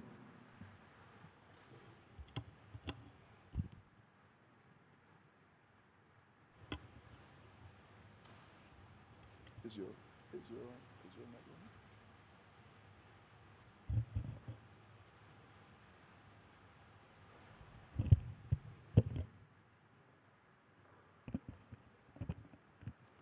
Testing 1. Thank you very much, Mr. Speaker, for affording me the opportunity to make a statement. Mr. Speaker, I am pleased to report on the decisions made at the special meeting of Cabinet on 10th June 2020 that was convened to consider the 15th Situation Report of the Health Emergency Operating Center. Mr. Speaker, Cabinet noted and endorsed the Health Emergency Operations Center COVID-19 Situation Report, of which I will elaborate later. Cabinet decided that the Attorney General be instructed to draft a new immigration and passport prohibition of entry order 2020. Prohibition, yes. Cabinet reinstated internal and external visitations based on a 24-hour notification at Her Majesty's Prison and elderly homes and other residential facilities subject to the use of protocols that are approved by the HEOC. Mr. Speaker, Cabinet exempted locally based flight crews from mandatory quarantine requirements subject to the compliance with public health protocols. Cabinet approved the re-entry of vessels under the operation of Virgin Islanders belonger captains based on protocols to be developed by the HEOC and Cabinet. And Mr. Speaker, Cabinet issued guidance and protocols to be followed by all sports and recreation disciplines. The Minister of Sport would further elaborate. Mr. Speaker, HEOC, in its COVID-19 situation report, indicated that 95 additional swabs and tests were conducted at our fully operational COVID-19 lab facilities at the Dr. D. Orlando Smith Hospital since issuance of our report number 14, and again is thankful and pleased to report that no new cases of COVID-19 has been determined. In summary, Mr. Speaker, of the 212 persons tested in the British Virgin Islands, 204 were determined negative, while 8 were deemed positive. As previously reported, 7 cases have fully recovered, while 1 person succumbed to the COVID-19 virus. Mr. Speaker, as a result of its aggressive COVID-19 control measures, the territory prevented the escalation of COVID-19 transmission and has maintained a steady state of low level with no evidence of community transmission or active cases as at the 10th June 2020. Since the activation of Phase 1 of the Restricted Border Reopening Plan, attention has been focused on managing the risk of important cases while simultaneously augmenting the health system and monitoring the workplace preventative measures that were implemented for the businesses that reopened since the lifting of the 24-hour curfew. To date, Mr. Speaker, 681 registrations were submitted, with 362 verified by immigration and cleared for processing by environmental health. 62 of the registrants did not meet the requirements established for individuals to re-enter the territory during Phase 1 of the Restricted Border Reopening Plan. Of the 362 that has been cleared to re-enter under Phase 1, a quarter of the individuals have re-entered the territory during the 7-day period of 3rd to the 9th of June 2020.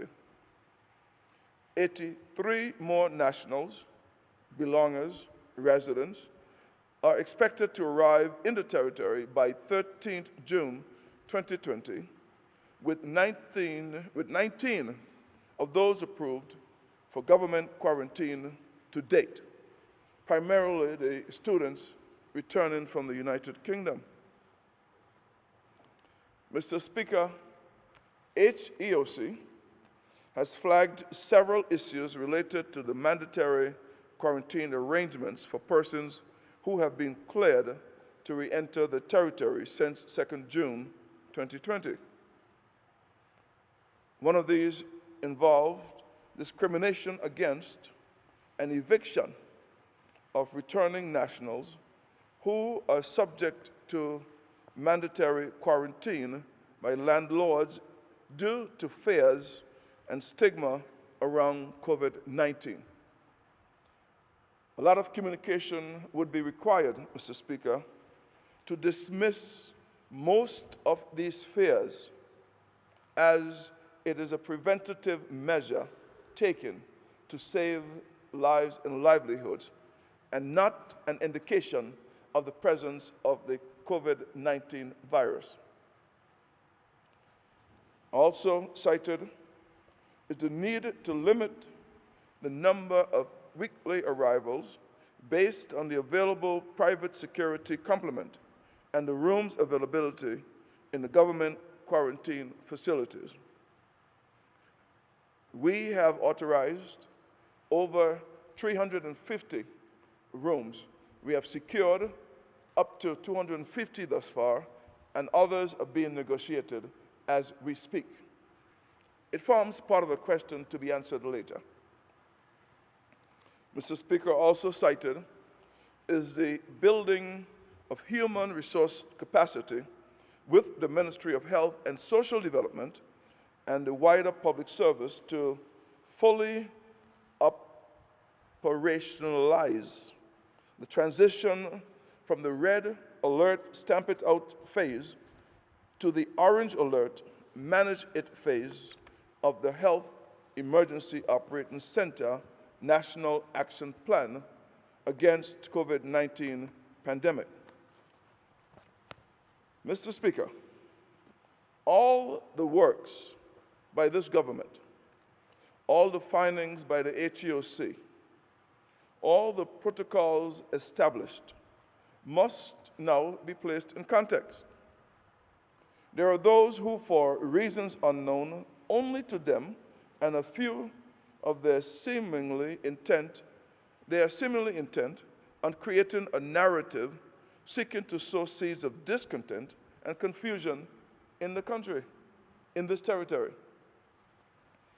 Mr. Speaker, it was conceded very early that if our efforts resulted in minimum deaths and acute cases, the propaganda will be centered on how our actions affect livelihoods. On how our actions affect livelihoods. And if there were not an aggressive, proactive approach to COVID-19 by this government, and if our inactions had resulted in numerous deaths and acute cases, then the propaganda would have been centered on how our inactions had caused lives. We chose the former. The debate throughout the world is now centered on the balance of lives and livelihoods. The narratives must not be controlled by those merely seeking to sow seeds of discontent while offering very little substance to the solutions. The BVI deserves a complete look and narrative for consideration, Mr. Speaker. Mr. Speaker, the Organization for Economic Cooperation and Development is a group of 34 member countries that discuss the developed economic and social policies of the world. OECD members are democratic countries that support free market economies. In June 2020, the June 2020 report of OECD was entitled "The World Economy on a Tight Rope." Mr. Speaker, please allow me to cite excerpts from the report, which states that the COVID-19 pandemic is a global health crisis without precedent in living memory.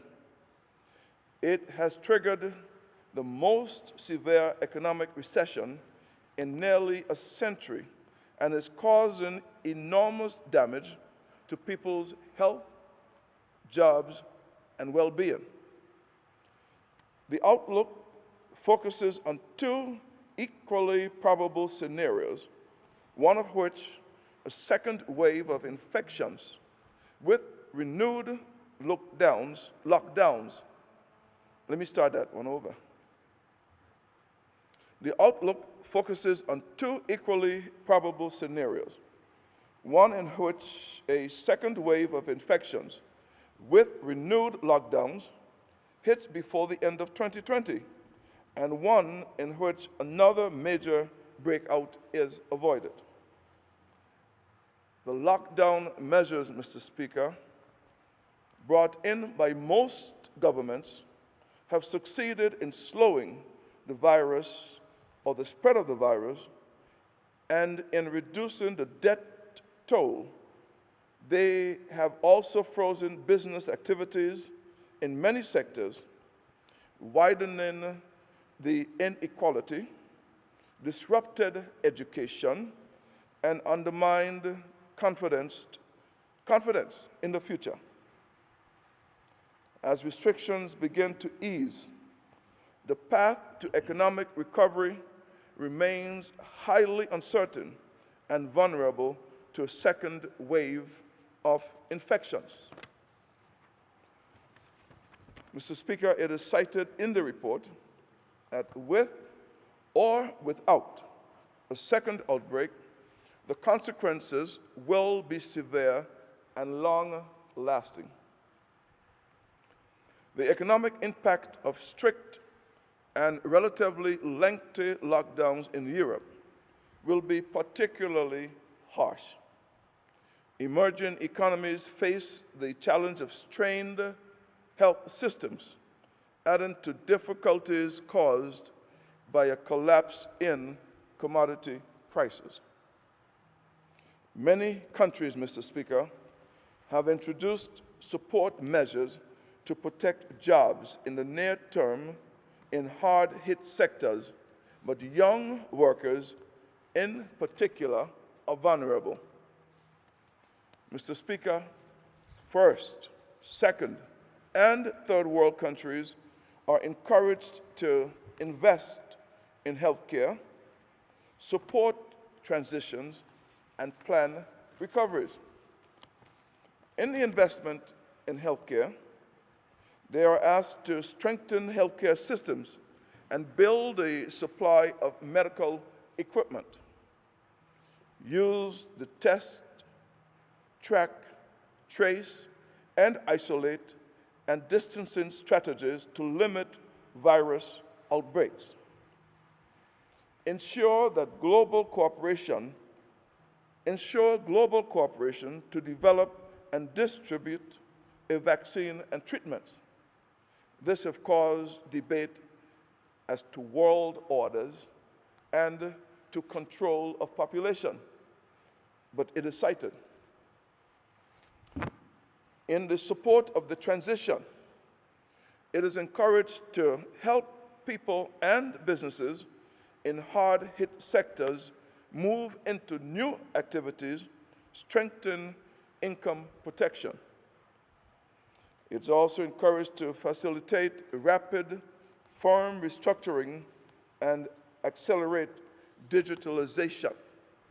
And under that code of transition, to maintain liquidity support and be prepared for renewed financial turmoil.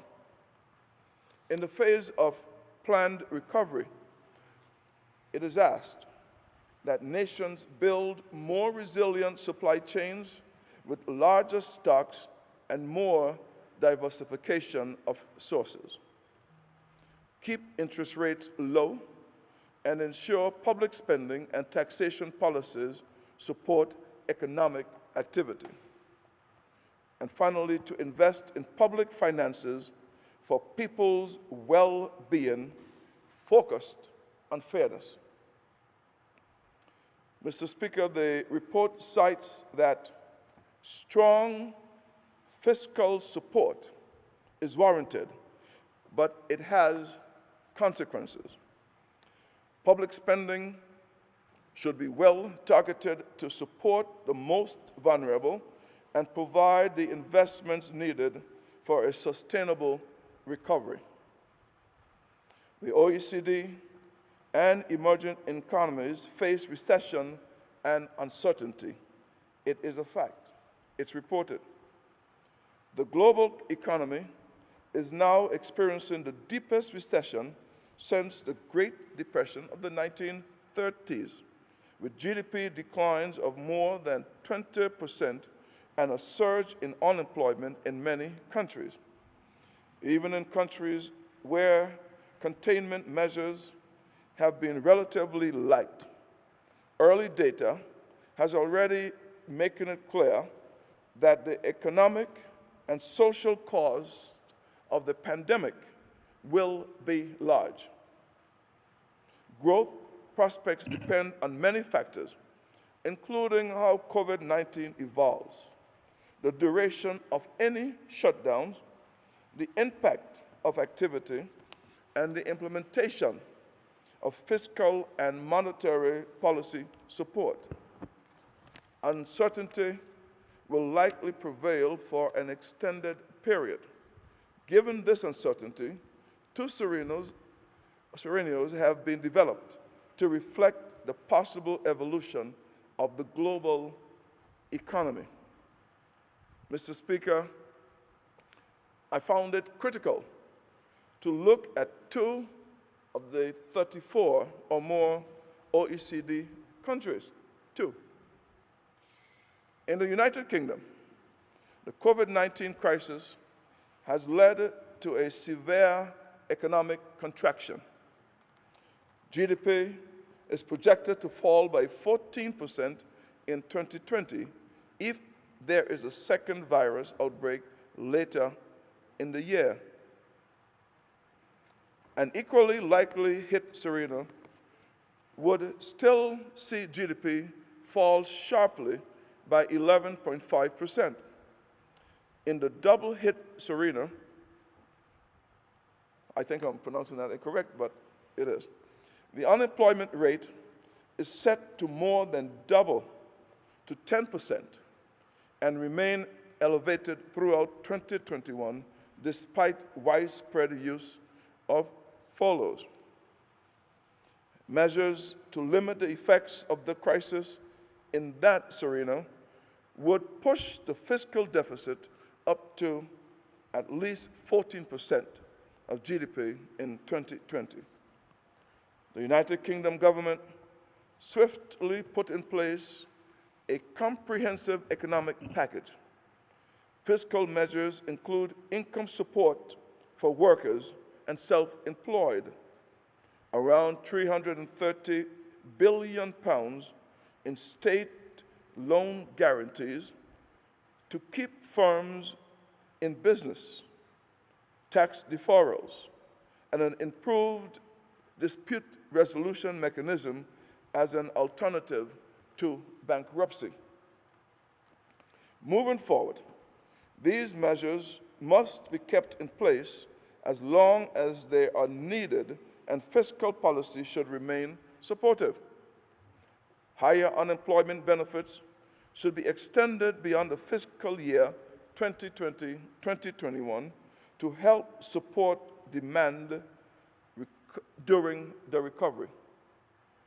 Mr. Speaker, given the economic disruption caused by COVID-19, a temporary extension of existing trade relationship with the EU beyond the end of 2020 would help reduce the uncertainty. Public investment supporting the recovery should underpin progress in digitalization, sustainability, and inclusiveness. The second of the 34 or more OECD countries states that in the United States of America, the COVID-19 outbreak has brought the longest economic expansion on record to a jolting halt. GDP contracted by 5% in the first quarter at an annualized rate, and the unemployment rate has risen precipitously. If there is another virus outbreak later in the year, GDP is expected to fall by over 8% in 2020. If, on the other hand, the virus outbreak subsides by the summer and further lockdowns are avoided, the impact of annual growth is estimated to be a percentage point loss. The unemployment rate will remain elevated after states lifted their shelter-in-place orders. Mr. Speaker, massive monetary and fiscal responses have shielded households and businesses, but more will be needed to reduce lingering effects as a large number of bankruptcies and labor market exits. Complementary payment to augment unemployment insurance should continue, while the tax burdens of households and businesses should be lowered when they are directly affected by the lockdown. Additional support will be needed to help workers return to work. Some states and local governments will face financial difficulties as they remain as their main revenue sources have dried up and the debt burden will need to be addressed. Importantly, well-designed public finance support for developing a vaccine and treatment of COVID-19 could help to prevent a reoccurrence of a pandemic after leading to deaths and debilitating the economy. Mr. Speaker, I presented excerpts of the OECD report because, save for the scale, the BVI is a part of the world economy and is not immune from the effects of COVID-19. These two countries of which I speak, Mr. Speaker, are of importance, as so are others, to the development of the British Virgin Islands. In consideration of our economic stabilization response to the COVID-19 pandemic, we are forced to take... Honourable Minister, one second. For what reason does the member for the third wish to speak?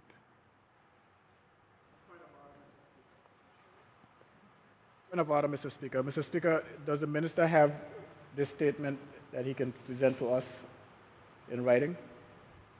Statement that he's given. Is it a statement that he has in writing that he can give us? You'll be aware, in keeping with the rules of the House, that at the end of the statements, they are all handed to members. That hasn't changed. No. Mr. Speaker, I just want to make sure if what the minister is saying is part of a comprehensive statement that he's just reading from other documents, a series of different documents. The rule on statements is that it's presenting, it is read as presented. Therefore, if any minister is adding stuff in terms of citing documents, that those excerpts will be a part of the statement. The answer is yes. The short answer. The answer is yes. Okay. Okay. Minister, we apologize for the interruption. Continue.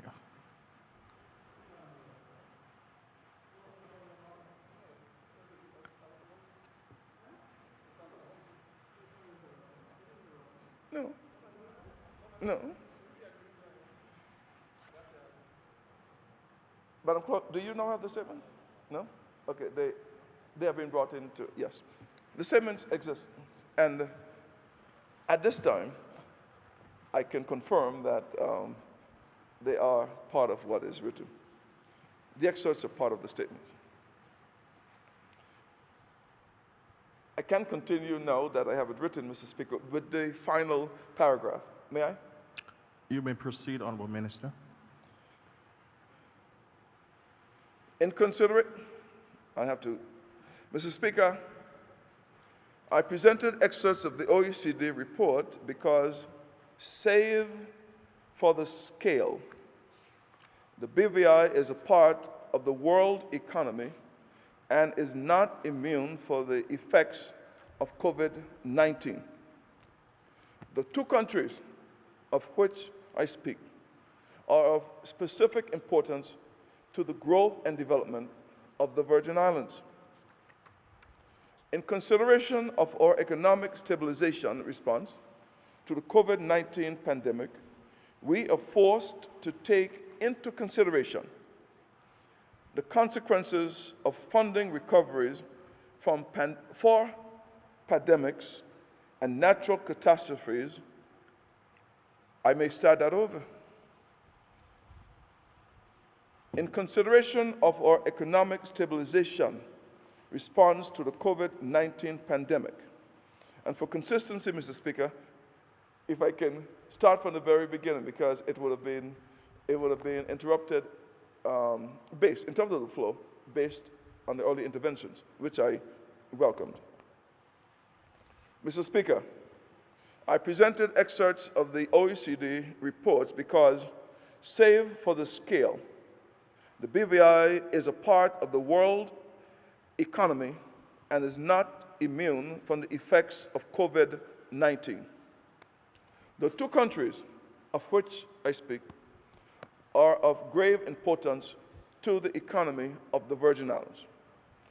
In consideration of our economic stabilization response to the COVID-19 pandemic, we are forced to take into consideration A, the consequences of funding recoveries from pandemic and natural catastrophic events by loans and from the reserves mandated in the protocols for effective financial management document. B, the consequences of Brexit and its effects on our relationship with the European community. C, the pressures from OECD for open registries. And D, the consequences of the requirements for economic substance. Mr. Speaker, the Premier has presented the second of comprehensive plans which are indeed funded.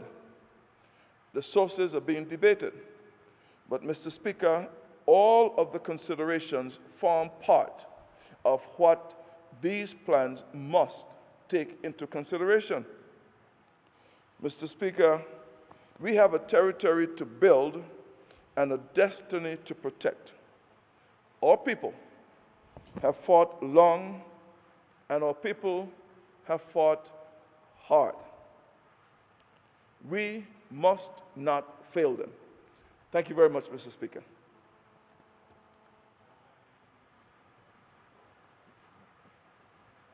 Premier for his statement.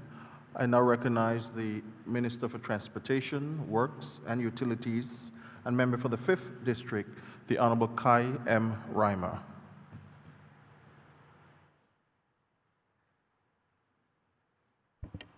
Thank you, Mr. Speaker. Mr. Speaker, I will make some rather brief comments.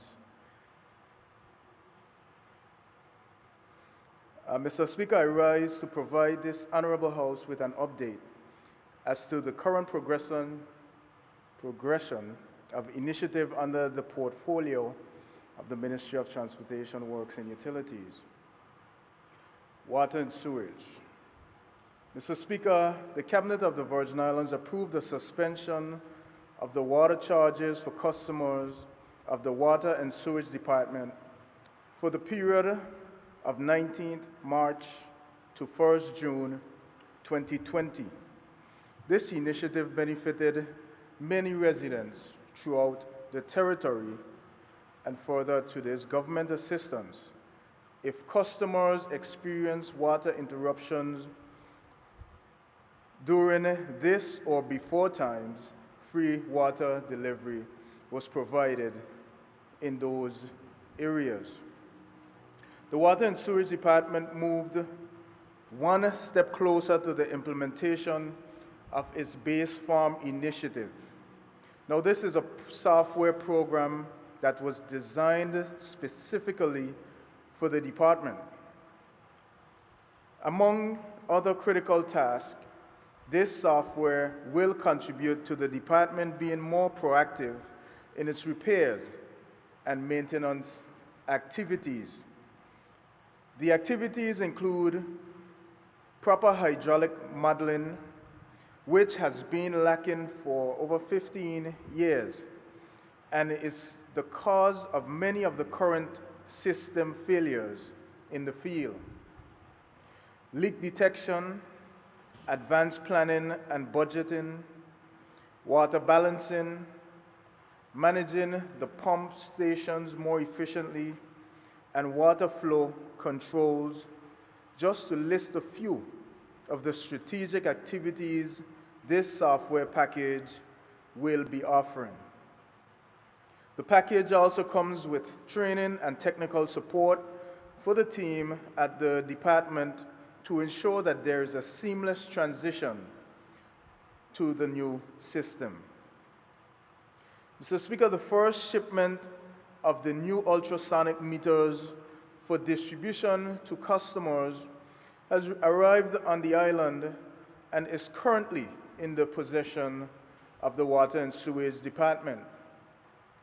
In January of this year, 10 water meters were ordered in advance, with a proactive effort to have them field tested and monitored.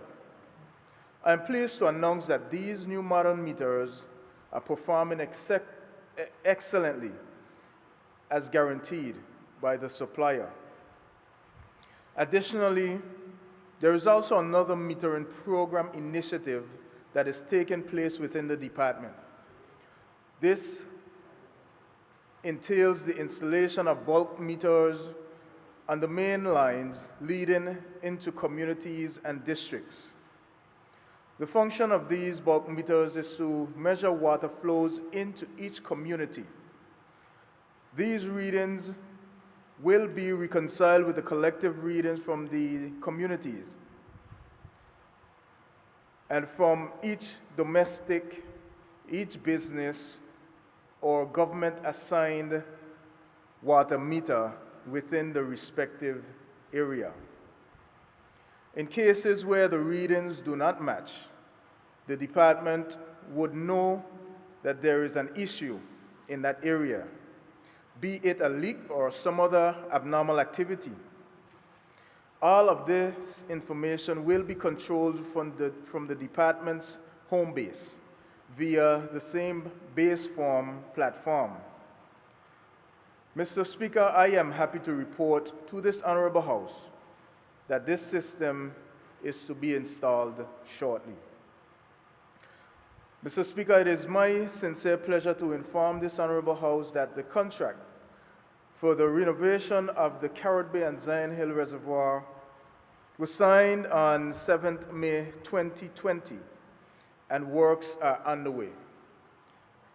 An additional contract was signed this morning, 11 June 2020, for the renovation of an additional reservoir along Bush. The successful contractor for all works is Heartland Heavy Equipment. The Department of Motor Vehicles.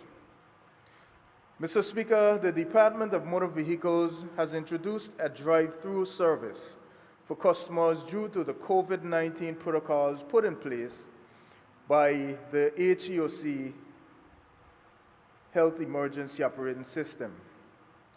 As this department offers vital service to the general public, some services are suspended until further inspections can be done and approval granted.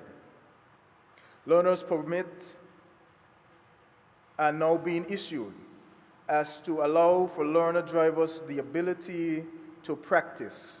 Cone testing and driving exams should resume shortly once approval is given.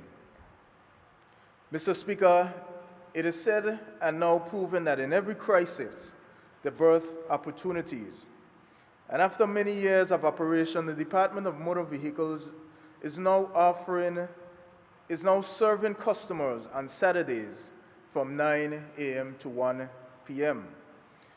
The DMV is cognizant that most customers work Monday to Friday and are usually off from work on Saturdays. With this in mind, the management and staff are going the extra mile to meet the customers' needs. The new appointment system is working well as we adapt to the new regular. The drive-through service is working better than expected as social distancing is being encouraged, despite the temporary minimal inconvenience of some customers having to be served outside and shaded by a tent. Mr. Speaker, I am pleased to announce that starting Monday, 15 June, services will be provided to customers inside the offices, but in a controlled manner, which allows the department to be in conformity with social gathering guidelines. Mr. Speaker, the Ministry of Transportation, Works and Utilities is now in the advanced stages of the planning process for the redevelopment of the space known as the Market Square in Road Town. Tongue and Country Planning has partnered with the ministry and presented a rendering of the proposed design for the area to the business community in the business community of Rotown in May of 2019. Mr. Speaker, as preparations progress for the rehabilitation of the Market Square, I can inform this Honorable House that 3DE Limited was contracted to design and develop architectural drawings based on the rendering that was presented. These drawings are to be completed in the coming weeks, and once completed, they will be presented to the public and then submitted to the Planning Authority for approval. Also, Mr. Speaker, on 18th May, a successful meeting was held to formally inform the vendors that a temporary site was identified and is being prepared in relation to the plans for the Market Square where they are now operating. And this government has committed to beautifying the capital Rotown, and now with a specific focus on the revitalization of the Market Square. Mr. Speaker, traffic turnaround. On 14th June 2020, the Virgin Islands will be able to experience the third and final traffic simulation before the historic traffic transformation, which is slated to go live on the following day, Monday, 15th June 2020.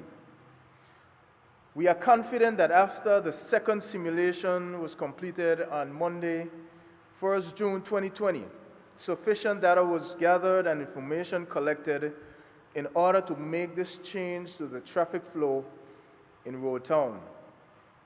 Motorists, which included the emergency services, police, fire officials, and the citizens, had the opportunity to share their concerns and were able to offer suggestions for specific areas of concern.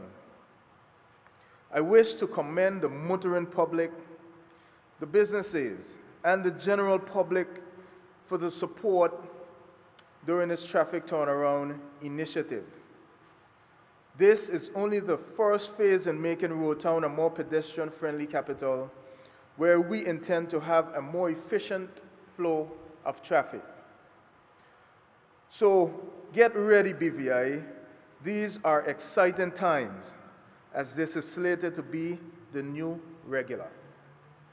Pay attention to the road markings, the traffic signs, and exercise patience and extra caution and vigilance as you make time. And this may take some time getting used to. I take this time to say a special thank you to all the agencies involved in this project. I mentioned my government, my Premier, for his support, and the entire government, my Permanent Secretary and the entire ministry staff, the Public Works Department, Tongue and Country Planning, the Royal Virgin Islands Police Force, Dr. Drexel Glasgow, the painting crew at Public Works, and I make special mention of Eldridge Skelly Gums for his tireless work, and the team that supports him, and you, the general public. Mr. Speaker, I say thank you, and I have one more short, brief speech. Mr. Speaker, the Ministry of Transportation, Works and Utilities hosted a live forum yesterday, Wednesday, June 10th, to address the restriction of use of motorcycles in the territory that will end on 25th of June 2020. This amended regulation is in accordance to the Road Traffic Act, Chapter 218, Section 56, restrict the movement of three-wheel or less vehicles, which includes motorbikes and scooters, from 5 p.m. to 5 a.m. and for the safety and convenience of the public, and to bring awareness to the motorcycling public, as we have already lost 3 young men in 2020. to motorcycle accidents. Restricting the movement of vehicles is nothing new, as there are laws that restrict the movement of certain types of vehicles in the territory from Monday to Friday between the hours of 8 to 9 a.m., 12 to 2 p.m., and 4 to 5:30. And this is in the areas from the Port Purcell roundabout to the Slaney roundabout. Mr. Speaker, this government is not against the use of motorcycles, but we are pro-motorcycles. Mr. Speaker, Cabinet already approved the increase in CC for motorcycle uses and is awaiting the endorsement of the amendment in this honorable House. Mr. Speaker, already in 2020, as I mentioned, we have already lost 3 young men to scooter accidents. We already have over 60 accidents to date, and more than 7 being severe. Mr. Speaker, in 2019, there were only 224 motorcycles licensed within the territory, and this must change, as we are fully aware that we have a whole lot more motorcycles that traverse the roadways in this territory. And Mr. Speaker, as a result, the DMV has started a motorcycle licensing and registration drive, where we are encouraging riders to get right, to get legal, ride safe, and maximize on the opportunity to obtain your motorcycle license and register your motorcycle. Insurance companies are on board to offer reduced rates as they partner in the message that safe driving, safe riding, save lives. Mr. Speaker, this is a long-standing issue, and this government is addressing and admonishing motorcycle riders to follow the laws, wear your helmet, take the loud pipes off your motorcycle, and ride safely. During the forum, the public was educated on the persons exempted during this restricted period. There are persons employed in the essential services, security guards, employed by a private security service provider, custom officers, immigration officers, and persons working in these fields which require a pass to operate outside of the restricted hours. We are encouraging them to go to the DMV to obtain that pass. Mr. Speaker, the forum yesterday engaged our community of motorists and allowed for the public to speak out and share concerns, give suggestions, and open the dialogue on ensuring that motorcyclists operate legally and safely using this mode of transportation. Mr. Speaker, I say thank you.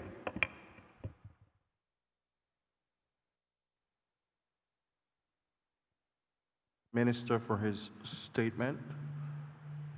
I now move to the Minister for Natural Resources, Labor and Immigration, and member for the 9th District, the Honorable Vincent O. Whitley, and then we'll come back to the Education Minister. Honorable Whitley.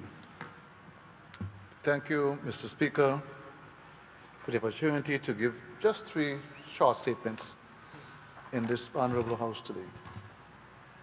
First one was the performance of an organization of Eastern Caribbean states funded vulnerability assessment for Virgin Gorda. Mr. Speaker, the Caribbean region is about to enter another hurricane season, and I would encourage everyone to accelerate their preparations as we anticipate an active season. I certainly recognize the challenges that emerge in our preparations as we continue to grapple with the pandemic and its social and economic impacts. We must always remain vigilant and prepared. Mr. Speaker, in recognition of the vulnerability of the region and the impacts of hurricanes Maria and Irma in 2017 on the development of various islands, the Organization of Eastern Caribbean States, OECS, Commission, with the support of development partners, continued its work on building the resilience of member states. The process for resilience building is being done jointly with the Caribbean Catastrophe Risk Insurance Facility and the OECS through a Memorandum of Understanding, MOU, signed in 2017. The MOU was designed to assist member state governments in the efforts to reduce the impacts of disasters in all social, economic, physical, and environmental spheres. The Virgin Islands is fully participating within this partnership framework and continues to assess our vulnerabilities and preparedness based on the best information available. Mr. Speaker, to that effect, I am pleased to inform the Honourable House that a vulnerability assessment under this project will be undertaken on Virgin Gorda. The detailed analysis, which will assess various hazards and its impacts on the community, will then be followed by action plans for reducing vulnerability and enhancing resilience. An important component of the vulnerability assessment is the fact that it will be underpinned by consultation at a community level so that organizations and persons may inform the process, provide views on what are the critical hazards affecting our community, and by extent inform some of the actions that will form part of the recommendations. We anticipate, for instance, that matters related to physical and natural environment, health, food security will be addressed and informed by the work which will be undertaken. I would encourage individuals and organizations to participate in the consultative process once it commences, recognizing that we will need to be innovative in a way that we meet and garner views. I look forward to the outcomes of the assessment as we continue to build resilience and prepare for various natural and man-made hazards. Thank you, Mr. Speaker.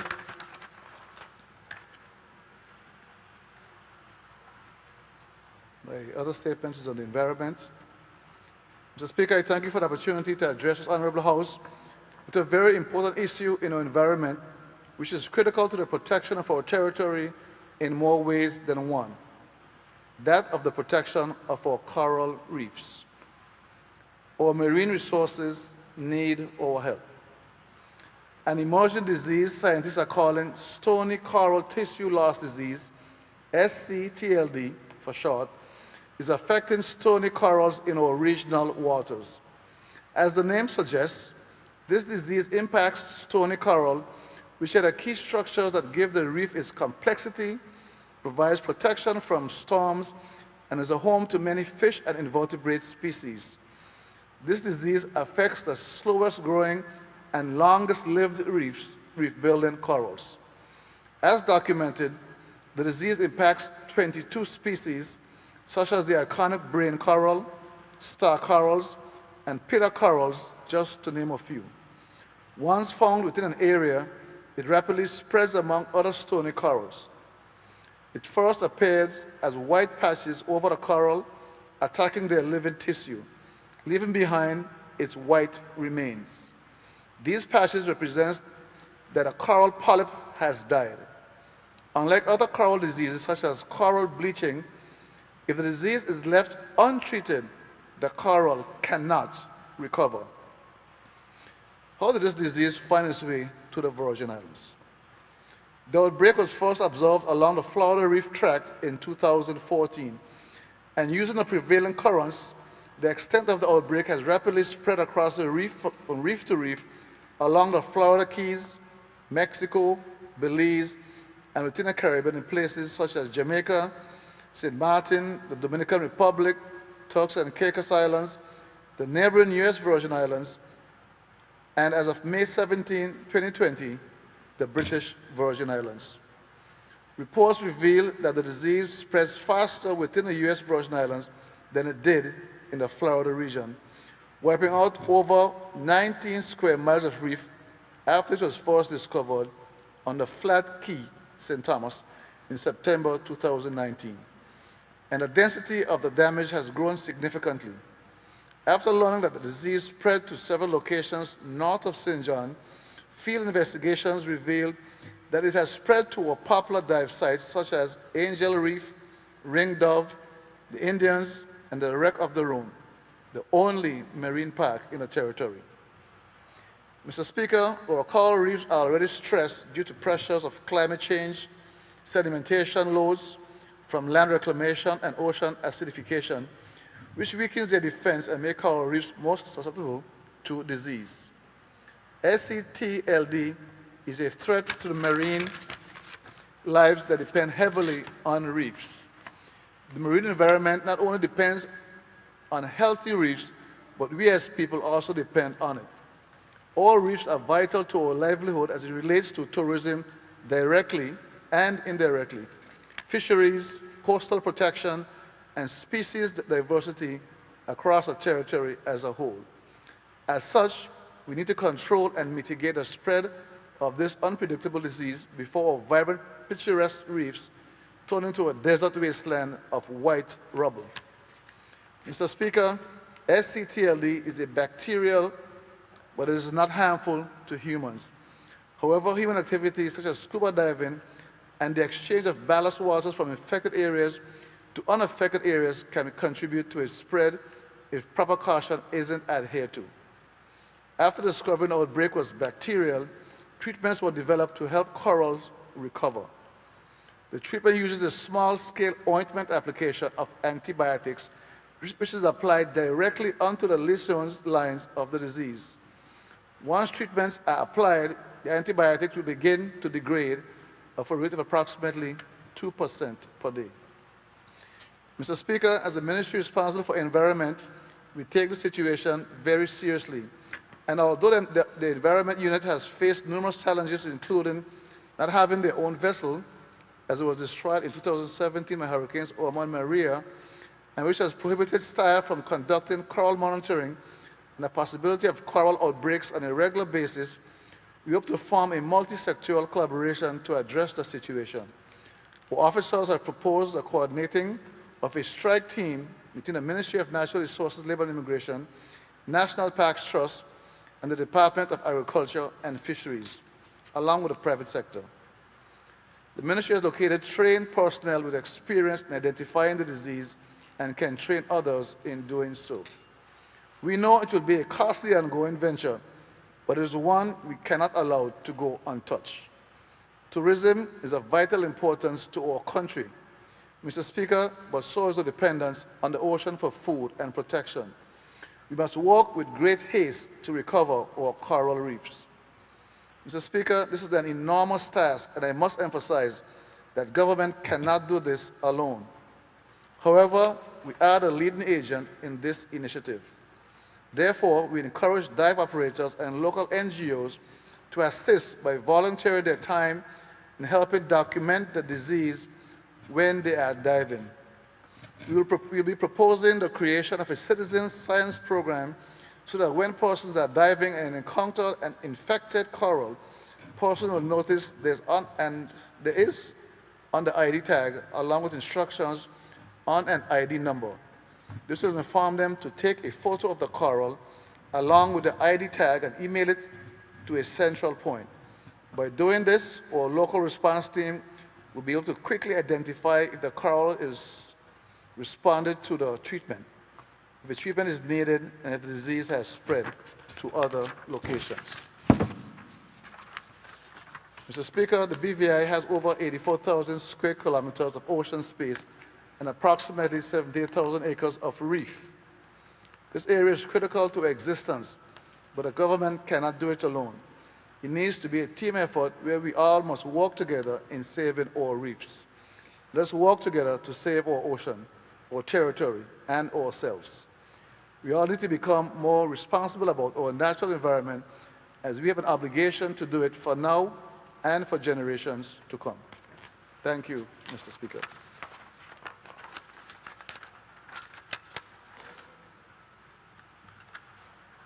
Speaker, it's my third and last statement, and it involves labor and immigration. Mr. Speaker, I thank you for the opportunity to stand before you today and give a statement on labor and immigration matters. As you and the members of this honorable House will remember, I made a statement on Sunday, 3rd May, to the people of these beautiful Virgin Islands, updating them on labor and immigration matters. Mr. Speaker, today I wish to give supplemental information that will answer some burning questions coming out of that statement. Firstly, I would like to again thank the employers who have displayed BVI love by keeping the employees engaged the best they can during this new regular, and those employees who continue to be patient and understanding of the decisions made by the employer, whether in their favor or not. Mr. Speaker, in my previous statement, we established that the Labor Code 2010 is not equipped with the necessary language to protect employees and employers during these times of disasters and pandemics such as this. I informed the people that a decision was before Cabinet to increase the layoff period. Mr. Speaker, I am happy to report that this was approved. Further to this, the Labor Code Amendment Act 2020 is before us today. This amendment allows employees and employers to benefit from an extended layoff period. This new layoff period will give a total of 4 additional months, not to exceed 31st October 2020, and will alleviate the burden on employees to seek alternative employment and on businesses to identify the necessary funding for severance where applicable. Mr. Speaker, with the new layoff period in mind, I would like to again remind employers to be considerate to their employees by notifying them of any changes to the employment agreement and gaining the agreement to the changes prior to contacting the Department of Labor and Workforce Development. Mr. Speaker, further to this, Cabinet has approved that any person being laid off by the employer whose work permit and entry permit was expired during the layoff period is to make an appointment with the Immigration Department so that an extension can be granted to cover the layoff period. At the end of that period, if retained, that person can then submit a renewal to the Department of Labor and Workforce Development for processing, once valid work is evident. I would like to reiterate that if a person is laid off or terminated, it is mandatory and important that you visit the Immigration Department immediately. Mr. Speaker, I am aware that many work permit holders who are currently outside of the territory due to port closures are becoming worried as their entry permits may have expired during that time. Mr. Speaker, Cabinet has considered these types of persons and have approved the re-entry of persons with expired entry permits once the borders are opened and allowing work permit holders to return. These persons will be expected to return no later than 1 month following the opening of the borders. They, like persons within the territory with expired entry permits, will not be penalized, but rather will be given sufficient time following re-entry to regularize their status. Mr. Speaker, as of 27 May, 337 businesses across the territory have contacted the Department of Labor and Workforce Development to lodge their businesses' employment status. 77 of those businesses have reported temporary closures, while 260 remain operational. Of the businesses submitting information, a total of 767 persons have been reported as laid off, and 165 persons have been reported as terminated.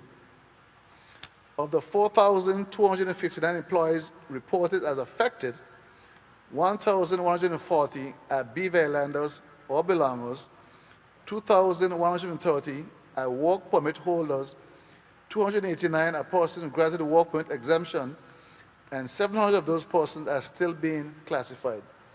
Mr. Speaker, I am pleased to say that this data has been fed into the stimulus plan, thus allowing those persons that have been profoundly affected to receive the necessary support. I'll give the numbers later. As we continue to receive reports on business status, it has become even more evident that the tourism industry is hardest hit and may take some time to be revived, not only in the BVI, but worldwide. This, Mr. Speaker, is not only difficult for the sector, but for the BVI economy in general, as we all benefit from tourism indirectly. This pandemic will no doubt force the sector and by extension the workforce to think differently and to increase its innovative capacity to remain significant. Mr. Speaker, as the Department of Labor and Workforce Development and the Immigration Department continue to work diligently in processing work permit and entry permit renewals, we would like to remind employers that if the relevant business status information is not shared with the department, this will disrupt the ability to gain services from both departments. Further, employers are reminded that the work permit and entry permit fees remain in effect and are required to be paid in full during this time.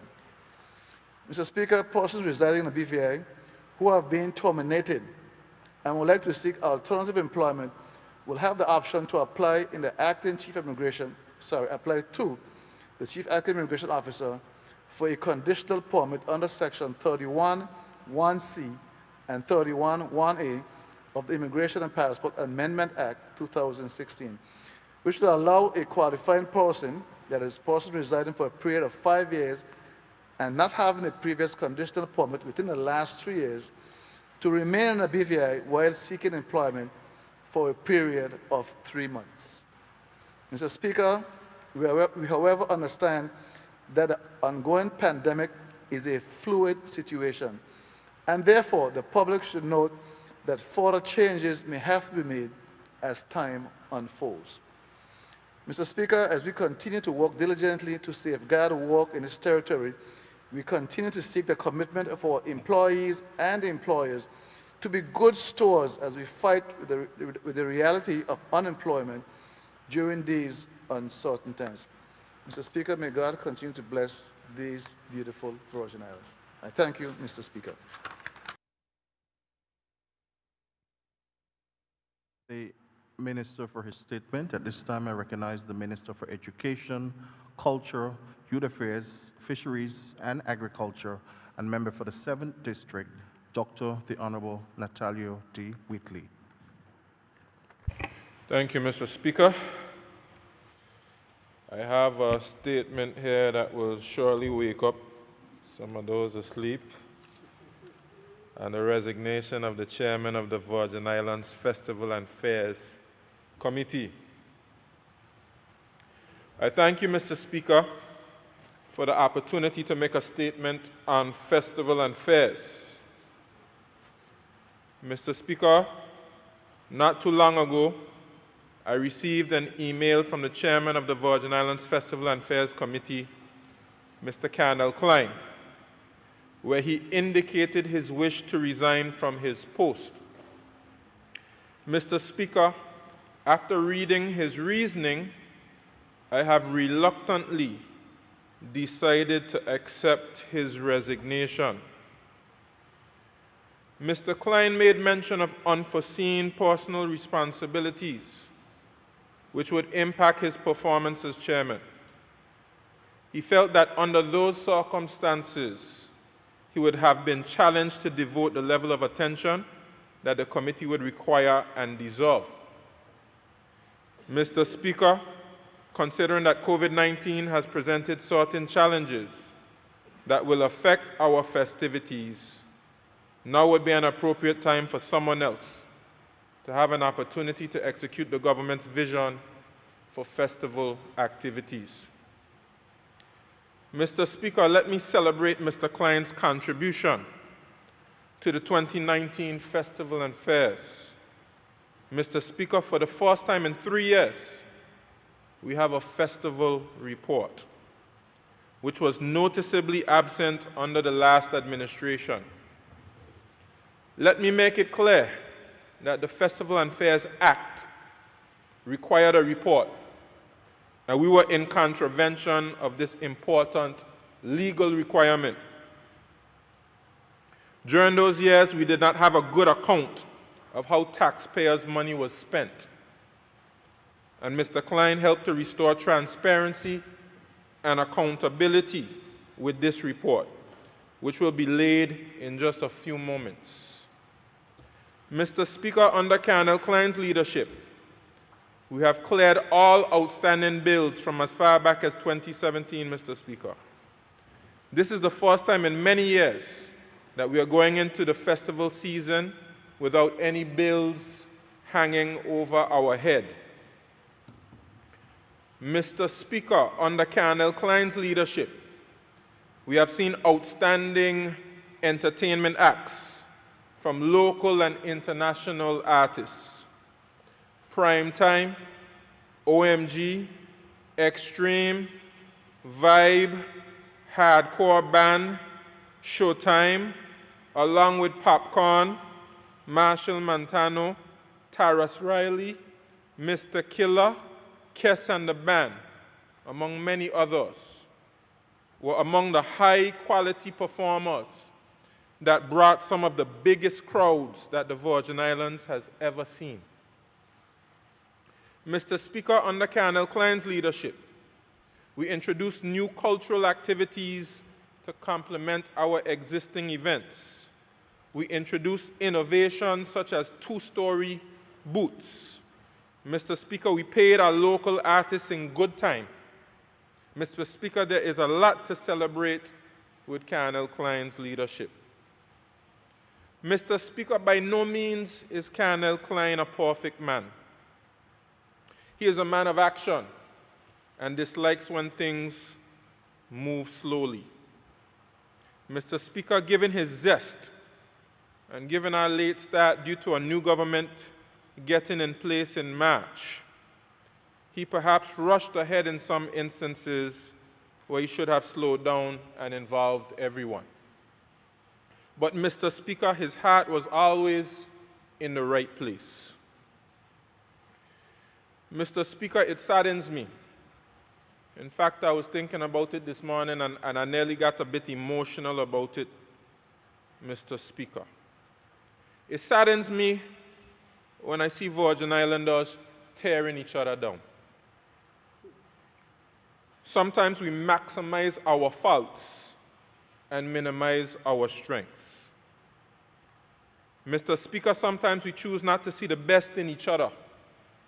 We become suspicious of each other, and we at times tarnish each other's good name. Mr. Speaker, some of these persons are members of Colonel Klein's community. Some of these persons are Colonel Klein's family. Some of these persons even profess Christianity, Mr. Speaker.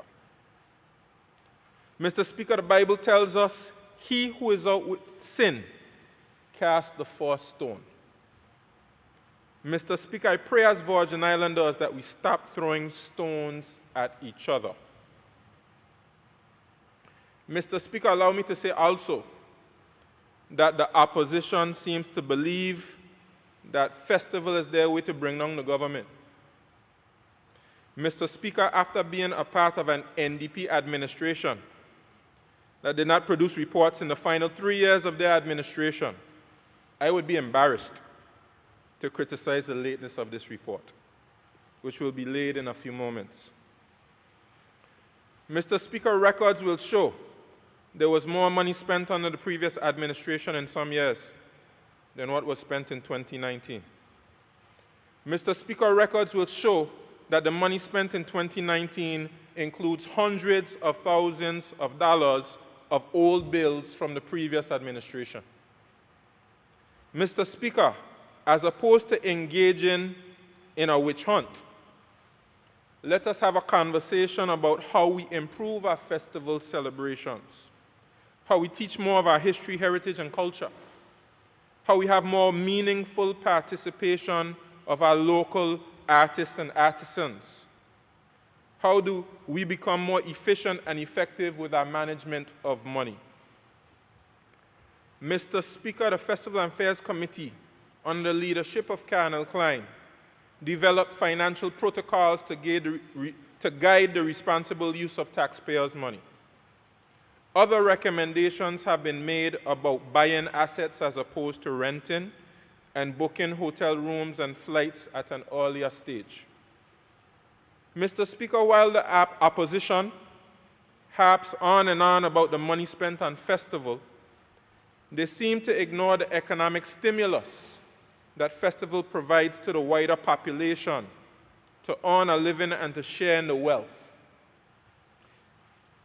It helps to build our tourism product so we can attract more visitors who will fill hotel rooms, patronize restaurants, and other establishments. It helps to support our rental car operators, support for our taxi drivers, support for our craft vendors, our food vendors, our local clothing stores, our tailors, our bar owners, our barbers and hair salons, and so much more. Mr. Speaker, let me take this opportunity to thank Colonel Klein for his service to the people of this territory. Mr. Klein has indicated to me that he remains supportive of the vision of your government, and he remains available to serve his territory based on his availability. Mr. Speaker, the Festival and Fairs Committee co-chair, Mr. Khalid Fret, will assume responsibilities as acting chair until Cabinet can appoint a replacement for Mr. Klein. The Festival and Fairs Committee will soon engage the public about plans for the 2020 Emancipation Festival. Mr. Speaker, let me take this opportunity to thank all the members of the executive and subcommittees for their hard work on the 2019 festivals. Mr. Speaker, these individuals worked tirelessly and without pay to ensure that we had festival celebrations last year.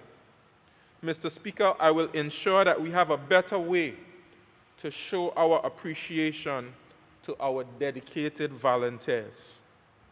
Mr. Speaker, I will end my statement urging all persons to focus on the true meaning of our celebrations.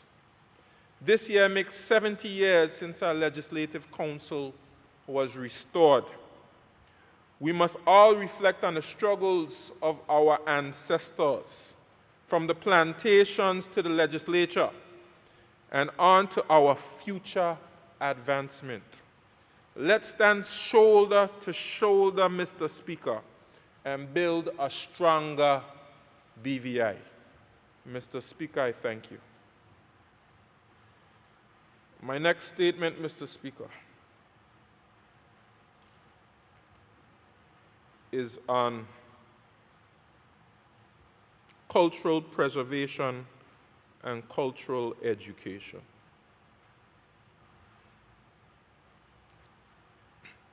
Mr. Speaker, during the 5th sitting of the 2nd session of the 4th House of Assembly, I spoke about an exhibition that the Department of Culture was producing.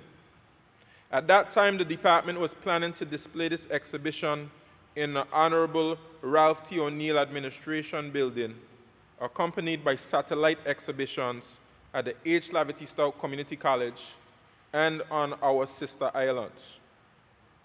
During our COVID-19 lockdowns, Mr. Speaker, the Department of Culture was able to make a shift to working virtually. The department launched its Facebook page with the username Virgin Islands Department of Culture and created a number of videos featuring our arts and in particular our heritage. One of my favorites was the video featuring the agricultural and medicinal plant heritage in the territory through a close look at the Heritage Garden, which is attached to Genesis Studios in Great Mountain, one of the territory's most beautiful museums. Mr. Speaker, the department was able to convert the exhibition I spoke about in that session into a 2-part series of a virtual exhibition entitled From Perrine Georges to Noah Lloyd, Heroes and Freedom Fighters. We are going to become very familiar with these stories in their entirety.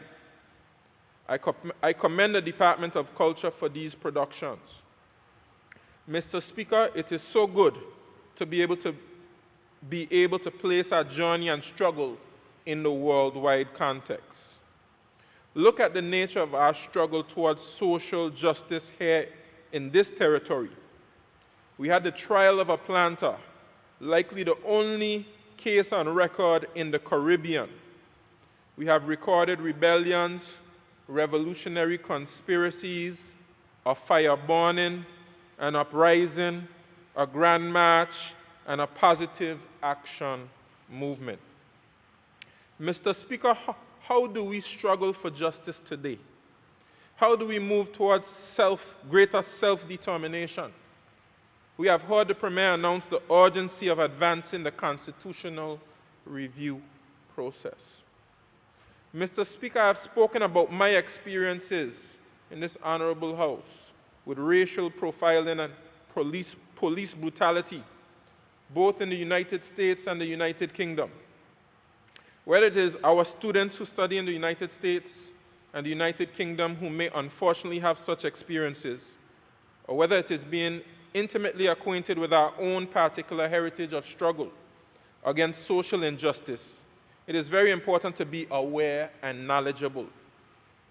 Mr. Speaker, during my remarks on International Museum Day last month, I made the point that we have a very good opportunity here to integrate our museums into our community, creating true community institutions. It is also very significant that just by doing this, we also strengthen our tourism product. We learn and tell our own story, and then we share that story authentically with our visitors and with the world. So it is with great pleasure that I announce that the Department of Culture has begun a collaboration with the BVI Tourist Board to open the Lower Estate Sugar Works Museum and tell that particular story, Mr. Speaker, and a wider related story in the Virgin Islands in a very powerful way. Mr. Speaker, in light of the progress being made in the area of cultural preservation, I'm also aware of the need for a review of how we teach history, heritage, and culture in our education system. Mr. Speaker, I am aware that we have lessons where we refer to our ancestors as slaves. Mr. Speaker, our ancestors were not slaves. Our ancestors were enslaved, because slavery is not who they were, Mr. Speaker. Slavery was what they went through. We also must refer to that unfortunate period in our history as either the plantation era or the period of enslavement. This period does not define us, Mr. Speaker. It was a phase. The phase has impacted our development, but it was still a phase. This is why the terminology is important. The use of the title slaves is an error that we will correct. Mr. Speaker, under the leadership of your government, we will learn more about our heroes and sheroes. In our virtual exhibition, From Perrine Georges to Arthur Hodge, Heroes and Freedom Fighters, we learned about the heroism of Perrine Georges, a free woman of mixed heritage, in giving testimony which led to the hanging of Arthur Hodge, a sadistic planter who had murdered approximately 100 of the enslaved persons. This is likely the only case on legal record in the Caribbean of such an event. But this is what the lesson was reduced to. This cannot continue, not under my watch, Mr. Speaker. In the next few weeks, the Department of Culture will be working with my ministry and with the H. Lavity Stoutt Community College to administer a series of questionnaires, surveys, and interviews designed to investigate and gain a true picture as to the extent to which the heritage and culture of the Virgin Islands is taught throughout our entire education system, including content and methodology. I think we are all aware that there are shortcomings, but it's always good to be scientific in our methods and assess the nature of a problem before implementing solutions. But I will say here that our children must be thoroughly immersed in our heritage and culture, or that is yet another injustice. Mr. Speaker, I recently had the opportunity of attending a fruitful UNESCO virtual consultative meeting with over 130 ministers with responsibility for culture in attendance from all over the world. This was arranged by the BVI National Commission for UNESCO.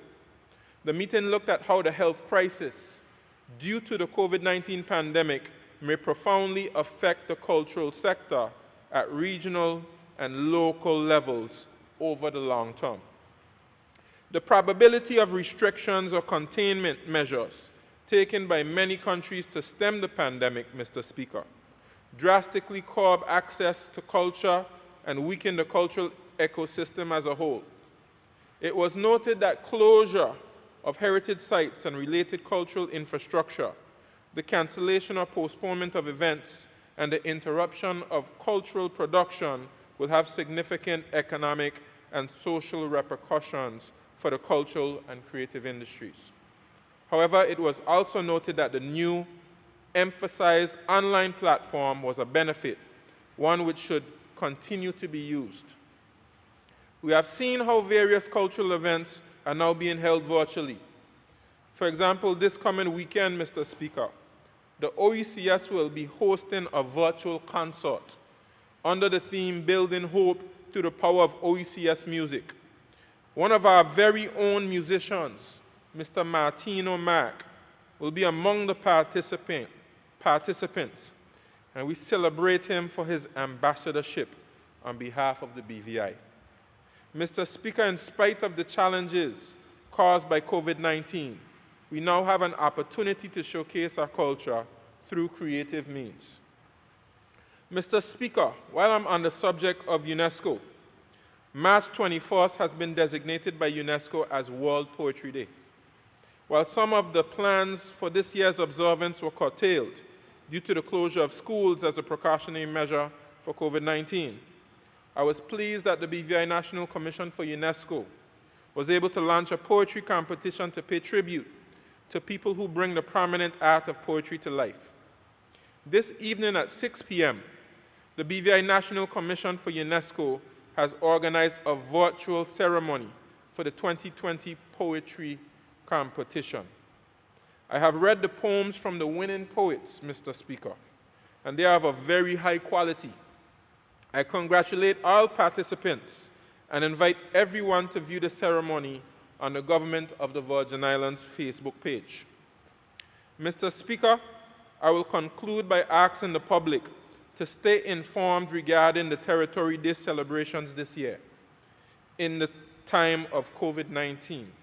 You'll be hearing more very soon about this significant celebration. I'll also say in closing, Mr. Speaker, that I must congratulate Dr. Richard Georges, acting president of the H. Lavity Stoutt Community College, for being the winner of the Bocas Literary Prize, the prestigious Bocas Literary Prize this year. I don't believe anyone in the Virgin Islands has ever won such a prestigious award in the region for literature, and I congratulate him heartily. I thank you, Mr. Speaker. Sorry, I have one more statement.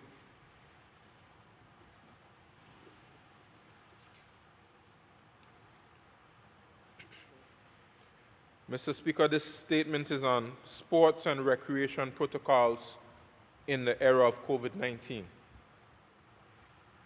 Mr. Speaker, I thank you for the opportunity to give an update on sports and recreation in the COVID-19 era. By now, we are all aware of the health risks caused by this worldwide pandemic. All over the world, professional leagues and sporting events we all enjoy, the NBA, the NFL, and even the Olympics have been shut down. Recreational facilities, including public pools and basketball courts, have been closed due to the threat of transmission of this virus. Mr. Speaker, in response to the threat of the coronavirus, the government of the Virgin Islands implemented restrictions and measures to ensure the safety of its residents, including social distancing restrictions on social gatherings and 24-hour curfews for several weeks. These necessary measures halted all sports and recreational activities in the territory. Mr. Speaker, we are also aware that sports and recreation provide much-needed health benefits, a form of stress relief and enjoyment, and even a source of income for persons. Therefore, it is absolutely necessary that we bring sports back on stream. But in doing so, we must place safety as our #1 priority. Yes, we have no confirmed active cases at this present moment, but our borders are officially open and we are not out of the woods yet. Mr. Speaker, the Department of Youth Affairs and Sports led the charge on sports and recreation in the COVID-19 era with an online series of sports tutorials in a number of sports, including basketball, volleyball, and martial arts.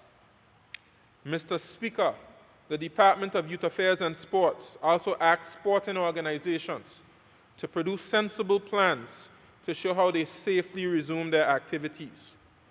Most of the associations and organizations responded verbally, but only the BVI Athletics Association, the BVI Rugby Union, Boynes Taekwondo Academy, and the BVI Football Association provided comprehensive written plans on how they will do that safely.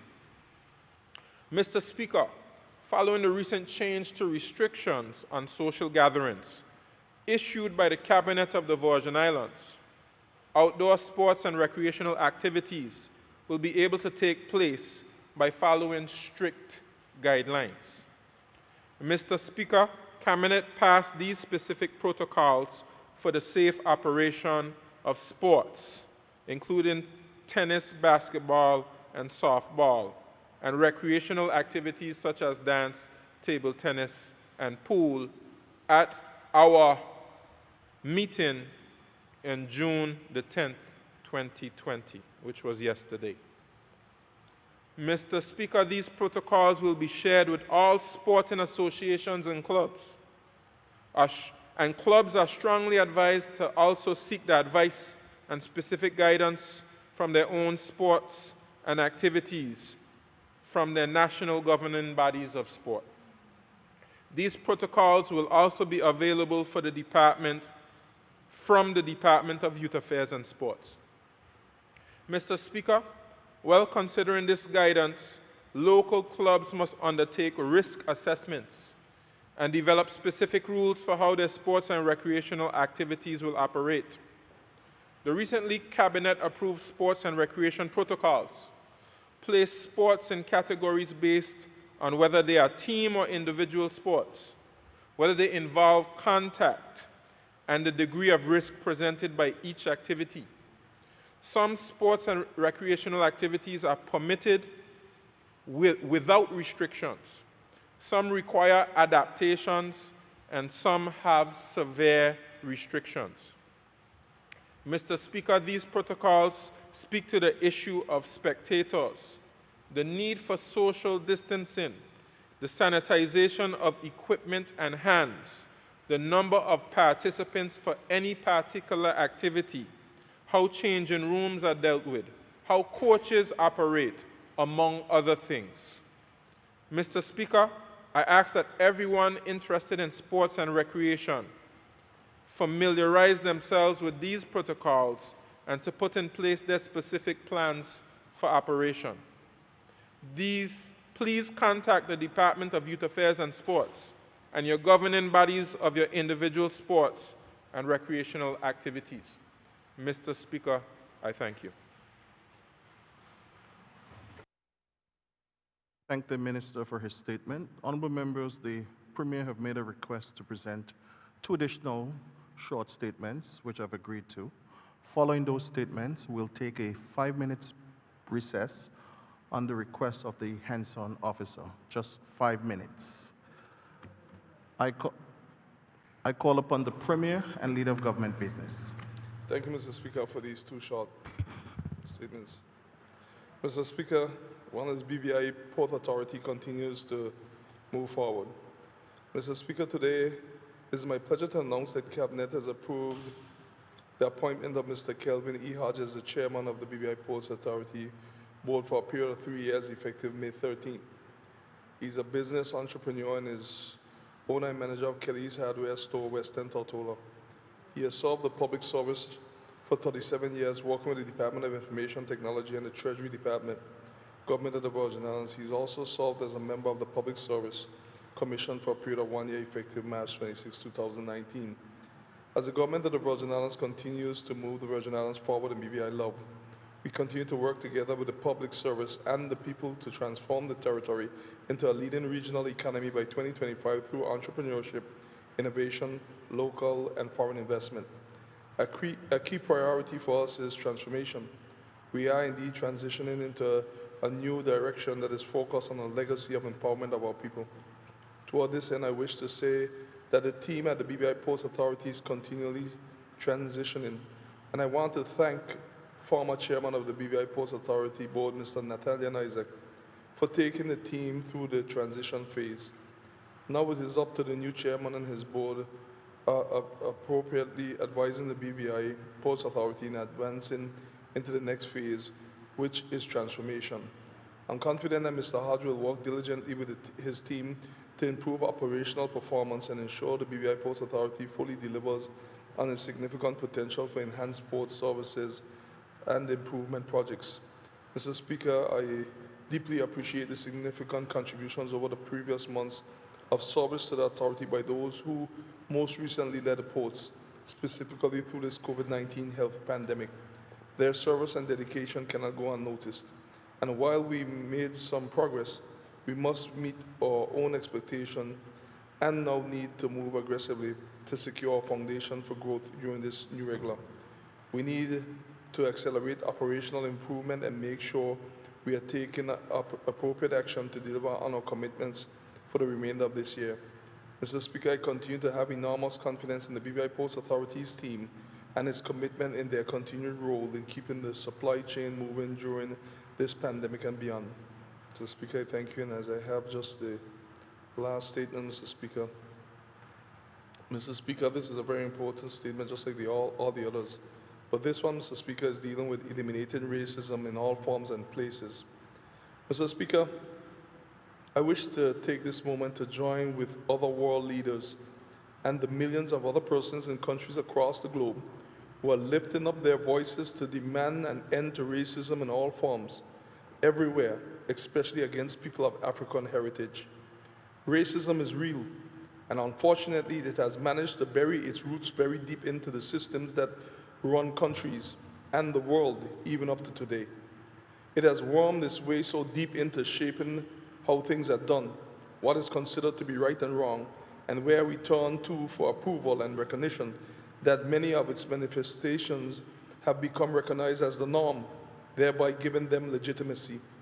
The murder of George Floyd in the United States and other incidents that are of similar nature have forced societies everywhere to confront the existence of systematic racism and how this has been used repeatedly over centuries in a deliberate strategy by some persons to retard the progress and mobility of Black people and to disproportionately favor others. What we are seeing happening in the United States and elsewhere around the world is the arrival of the tipping point after more than 100 years of hiding the serious issues of hate and discrimination under the carpet, or simply turning a blind eye and a deaf ear to it. What is happening is that there is an awakening, an opening of eyes, so to speak, because things which were hurtful and conceived in hate, and which were accepted by a society that refused or were too scared or to condemn it, are now being called out for what they are. It is a good sign for humanity that when we look at the coverage of this global movement that is growing in momentum, we are seeing persons of all races and across so many borders acknowledging that the plight, injustice, and systematic oppression of Black people is real. It is said that in order to fix a problem, you first have to accept that it exists.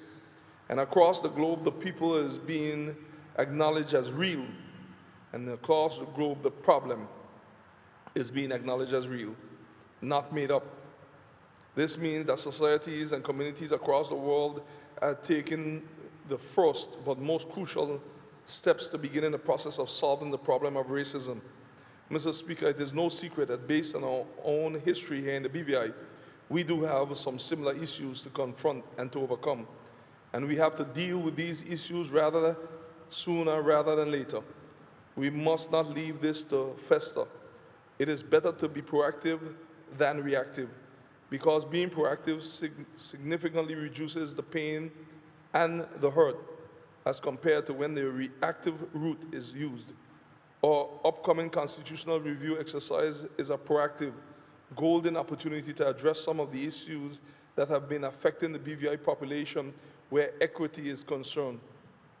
It is a chance to examine the institutional framework and make adjustments to allow the people of the BVI the opportunity to breathe and to truly lift their heads up. Too regularly we hear of Virgin Islands people crying out about inequitable treatment in various areas. We are part of a system that treats us in many ways like second-class citizens and second-class people in spite of all that our generations have achieved and in spite of all that we have proven that we are capable of. We have to get to the bottom of this problem once and for all. We have to remove all the obstacles such as distrust so that we can proceed to continue building these Virgin Islands that we love and call home in the way that we want to see it built. In an effort to assist this process, Mr. Speaker, I wish to advise that it is your government's intention to establish an equity commission. This commission will be charged with the task of examining how the private and public sector operate to determine, to identify the systematic issues that undermine equity in our society and to find solutions for creating a more equitable environment for all our people.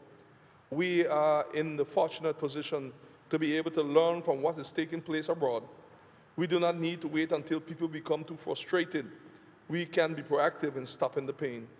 Mr. Speaker, our world today is facing so many major challenges at this time. We have COVID-19, for which there's yet no cure or no known cure. And we are facing the problem of racism. Racism is worse than COVID-19, but there's a cure for racism, and that cure is love, which is already here, which we already have inside of us. Love conquers hate, always. In the BVI, we have BVI love. Let us apply the cures to treat the illness that we are able to. By working together, we will create an equitable and just society. We cannot undo the past, but we can fix the present and give our children a brighter, better future. So let us do it. May God continue to bless and protect His Virgin Islands people and the Virgin Islands overall. I thank you, Mr. Speaker. I thank the Premier for his 2 additional statements. Honourable members, as agreed, we will be on 5 minutes recess. This House is now in recess.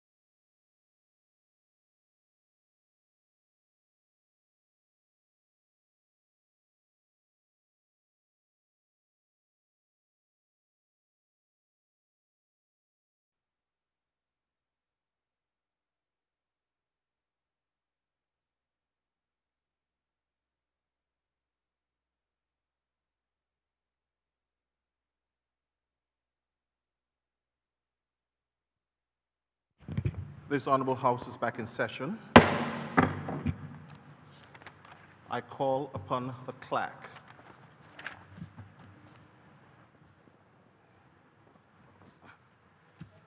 For presentation of papers. I call upon the Honorable Premier and Minister of Finance to lay his documents on the table.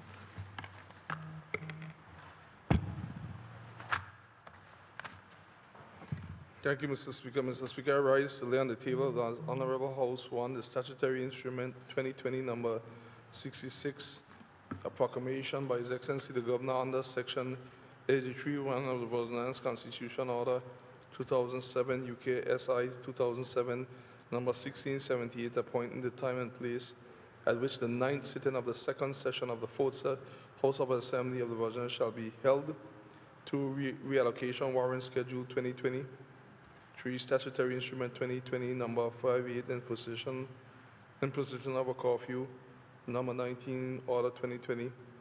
4. Statutory instrument 2020 number 59 in position of a curfew order number 20 order 2020. 5. Statutory instrument 2020 number 63 in position of a curfew order number 21 order 2020. 6. Statutory instrument 2020 number 67 financial services regulatory sandbox regulation 2020. And 7. Statutory instrument 2020 number 68 financial services fees amendment regulation 2020.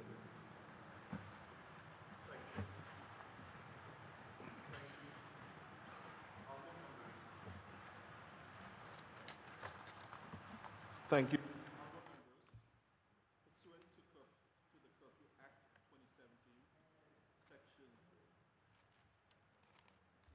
And Mike.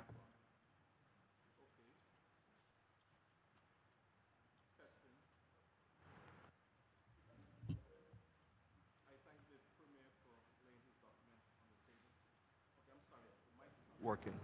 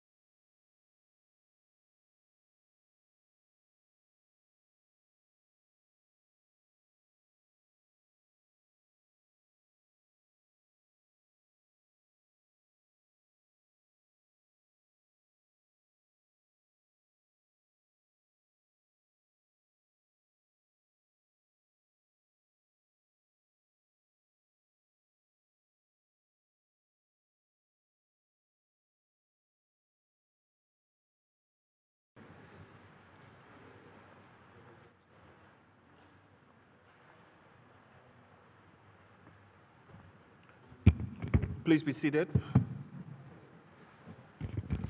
I trust that this House is back in session. I trust that our technical difficulties have been addressed and worked out. Pursuant to the Curfew Act of 2017, Section 3.2, the floor is now open for debate on the instruments 19, 20, and 21. And if it's members' pleasure to take them one by one, I'm so guided.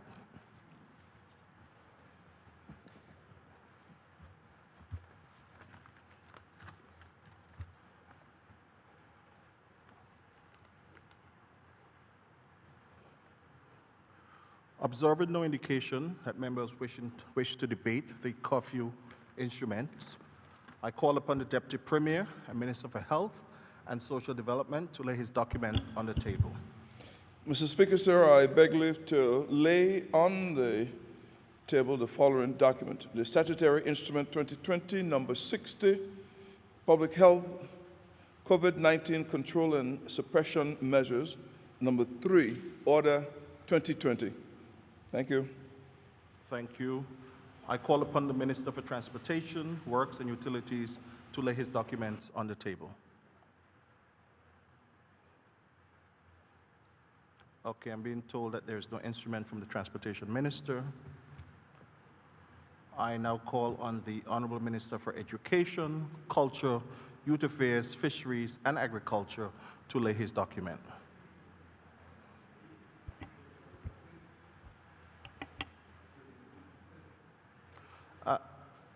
The order of the day, honorable members, that I'm following is the amended version, and on page 2, at the top, it requires the Transportation Minister to lay a document on the table. The only changes we made was the renumbering. So if there are other changes made that I wasn't privy to, okay, so we are back on track. I recognize the Honorable Minister for Transportation, Works and Utilities to lay his document on the table. Thank you, Mr. Speaker. I must have been looking at the previous order paper. Mr. Speaker, I lay on this Honorable House Statutory Instrument 2020, number 64 of the Road Traffic Restriction of Use of Motorcycles Regulation 2020. I thank you. I call upon the Honorable Minister for Education, Culture, Youth Affairs, Fisheries, and Agriculture to lay his documents on the table. Thank you, Mr. Speaker. I rise to lay on the table the following document: the 2019 Virgin Islands Festival and Fairs Committee Annual Report. Thank you, Mr. Speaker. Thank you. I call upon the Honorable Minister for Natural Resources, Labor, and Immigration to lay his documents on the table. Thank you, Mr. Speaker. I rise to lay the following documents on the table. 1, Statutory Instrument 2020, number 62, Immigration and Passport, Prohibition of Entry, number 7, Order 2020. Number 2, Statutory Instrument 2020, number 65, Immigration and Passport, Prohibition of Entry, number 8, Order 2020. Thank you, Mr. Speaker. I thank the Minister. I call upon the Clerk.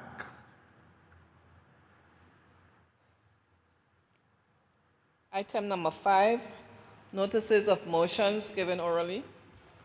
I call upon the Honorable Premier and Minister of Finance. Thank you, Mr. Speaker. Mr. Speaker, I rise to give notice that at a later stage in the proceeding, I will seek leave to move the motion standing in my name under the items, new item 6, 1, 4 through 6, Roman numeral 6, and 9 through Roman numeral 12 on the order of the day. I thank you. I call upon the Minister for Natural Resources, Labor, and Immigration. Thank you, Mr. Speaker. I rise to give notice that at a later stage in the proceedings, I will seek leave to move the motion standing in my name under new 6.1, 1 through 4, and 7 on the order of today. Thank you, Mr. Speaker. I thank you. I call upon the Honorable Leader of the Opposition and Member for the 8th District. Thank you, Mr. Speaker. Speaker, I rise to give notice that at a later stage in the proceedings, I would seek leave to ask the question standing in my name on item Roman numeral Item 7, Roman numeral I through V on the order of the day. Thank you. I call upon the honorable member for the 2nd District. Thank you, Mr. Speaker. Mr. Speaker, I seek leave that at a later stage in the proceedings, Mr. Speaker, I give notice that at a later stage in the proceedings, I will seek leave to ask the questions standing in my name under item 6, Roman numeral 6 through 10 on the order of the day.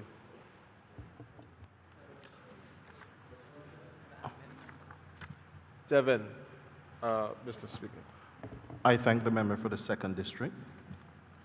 I now call upon the clerk, as we are now on number 6. The new 6. Item number 6, public business. 1, government business. I call upon the Minister for Natural Resources, Labor, and Immigration.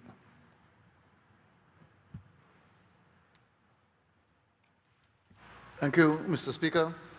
Mr. Speaker, I move a motion for the introduction of the first reading of the bill entitled Labor Code Amendment Act 2020. Mr. Speaker, I moved that leave be granted to introduce the following bill standing in my name, shortly entitled Labor Code Amendment Act 2020.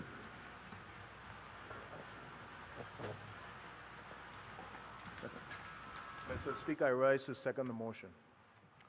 Honorable members, it has been moved and seconded that leave to introduce the bill shortly entitled Labor Code Amendment Act 2020 be granted. Those in favor? Those against? The ayes have it. I call upon the Minister for Natural Resources, Labor, and Immigration. Thank you, Mr. Speaker. Mr. Speaker, I move a motion for the suspension of Standing Order 52-2 to allow for the second reading of the bill. I'm sorry, Minister. You continue on page 3 in terms of the procedural guide. I am so, thank you, Mr. Speaker. I'm so sorry. Getting ahead of myself here. Not a problem. Mr. Speaker, I introduce a bill standing in my name shortly entitled Labor Code Amendment Act 2020. Standing in my name shortly entitled Labor Code Amendment Act 2020, and will explain its provisions at the second reading. Mr. Speaker, sir, I move that the bill shortly entitled Labor Code Amendment Act 2020 be now read a first time. Is there a second? Speaker, I rise to second the motion. It has been moved and seconded that the bill shortly entitled Labor Code Amendment Act 2020 be now read for a first time. Those in favor? Those against? The ayes have it. I call upon the clerk to read the bill for the first time. This act may be cited as the Labor Code Amendment Act 2020. Thank you. I call upon the Minister for Natural Resources, Labor, and Immigration to move a motion in regard to suspending Standing Orders 52-2.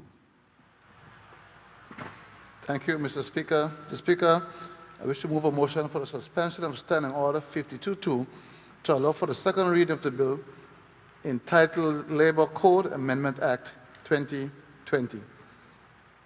Mr. Speaker, sir, I move the Standing Order 52-2 be suspended to allow for the bill shortly entitled Labor Code Amendment Act 2020 to be read a second time. Mr. Speaker, I second the motion. Thank you. It has been moved and seconded that Standing Order number 52-2 be suspended to allow the bill entitled Labor Code Amendment Act 2020 to be read a second time. Those in favor? Those against? The ayes have it. The motion is passed. I now call upon the Minister for Natural Resources, Labor, and Immigration. Thank you, Mr. Speaker. I move that the second and third readings of the bill entitled Labor Code Amendment Act 2020. I move that a bill shortly entitled Labor Code Amendment Act 2020 be now read a second time. at which time I'll explain the objects and reasons.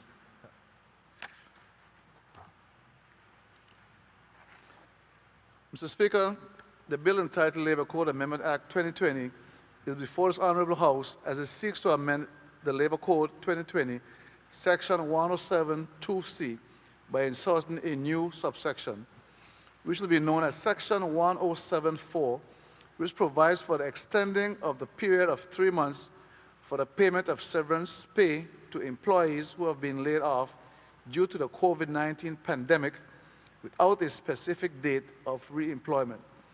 The proposed extension will allow an employer to lay off an employee for a period beginning 14th March, which coincides with the cancellation of all cruise ships calls to the Virgin Islands and represents the first stage in the closure of our borders, and not to exceed 31st October 2020.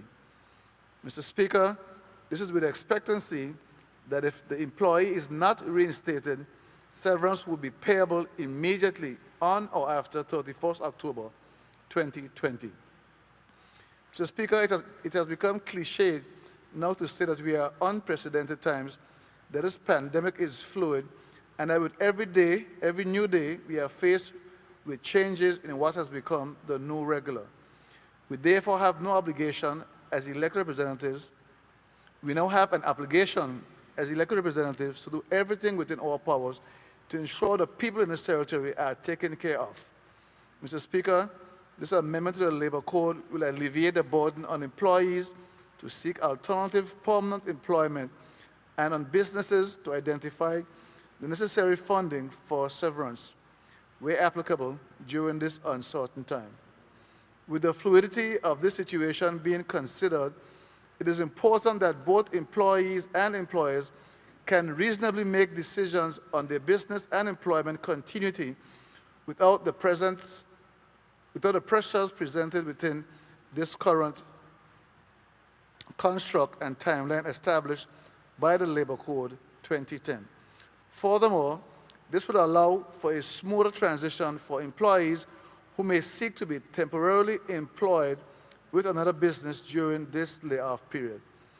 Mr. Speaker, I therefore seek the support of this Honorable House to make the necessary amendments to the Labor Code Amendment Act 2020, which is before you.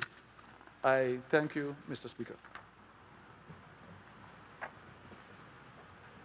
Speaker, I rise to second the motion, and I reserve my right to speak at a later time. Thank you. Thank you. Honorable members, the floor is now open for debate on the Labor Code Amendment Act 2020. I recognize the member for the 4th District, the Honorable Mark H. Vanterpool. Thank you, Mr. Speaker. Thank you, Mr. Speaker. I rise to support the essence of the motion, Mr. Speaker, but I want to at least try to insert some thoughts here that I hope the Honourable Minister and members would consider, because I believe the intention is a very good one.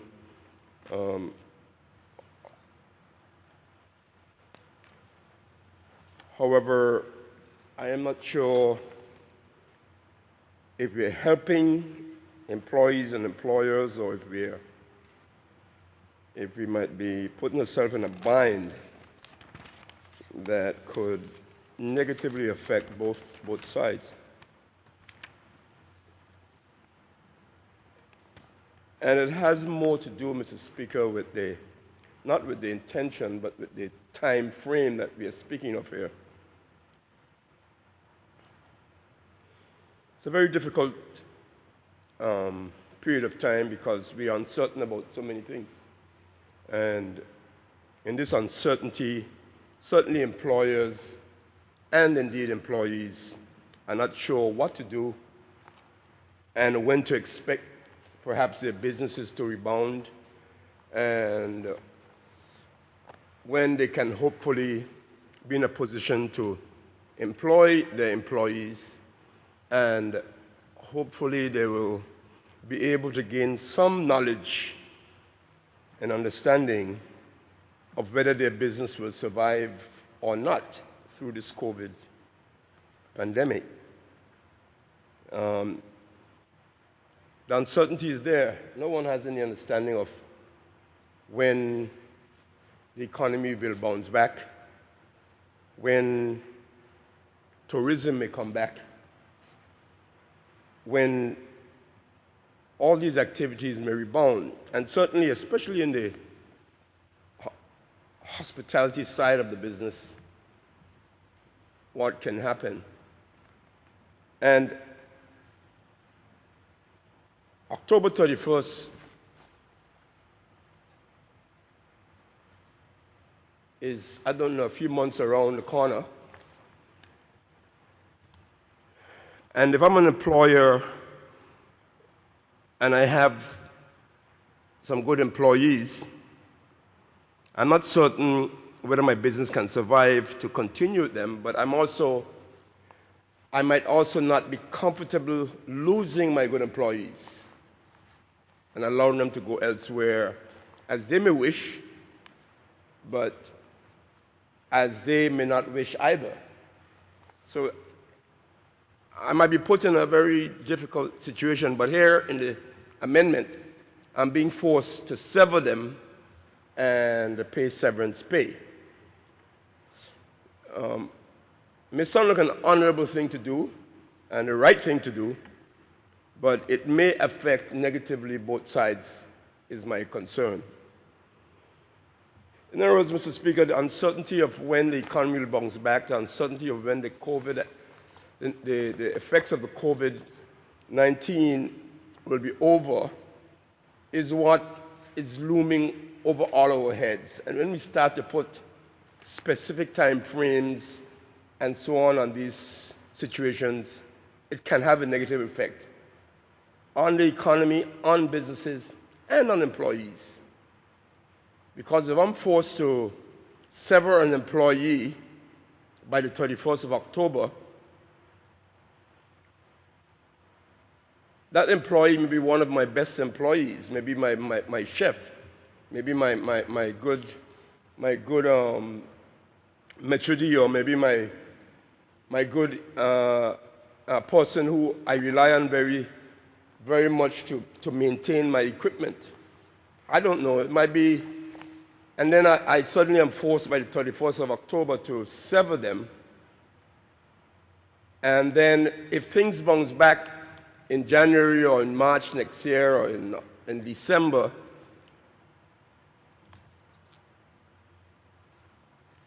I have no obligation to hire that person back, but I may also have difficulty finding the right person and losing the person who I have invested so much in over the last 5, 10 years, who have the experience, but I was forced on the 31st of October to sever them. So it's a concern. I don't know what the solution is, but I just want to raise the concern. I certainly think that what we may consider is that rather than severing them on the 31st of October, we may come up with some plan within the Labor Department or within this change that we are making to allow employees to have or seek temporary employment elsewhere over a period of time, maybe a 6-month period, and by the end of that 6 months following October 31st, if the country doesn't rebound, then that employee may be severed if necessary, or they can come to some mutual arrangement. But I don't like the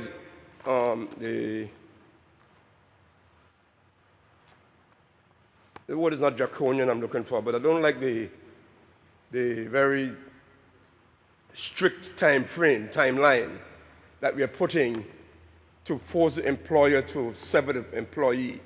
It's in both the interest of the employer and the employee not to have that strict timeline at this time.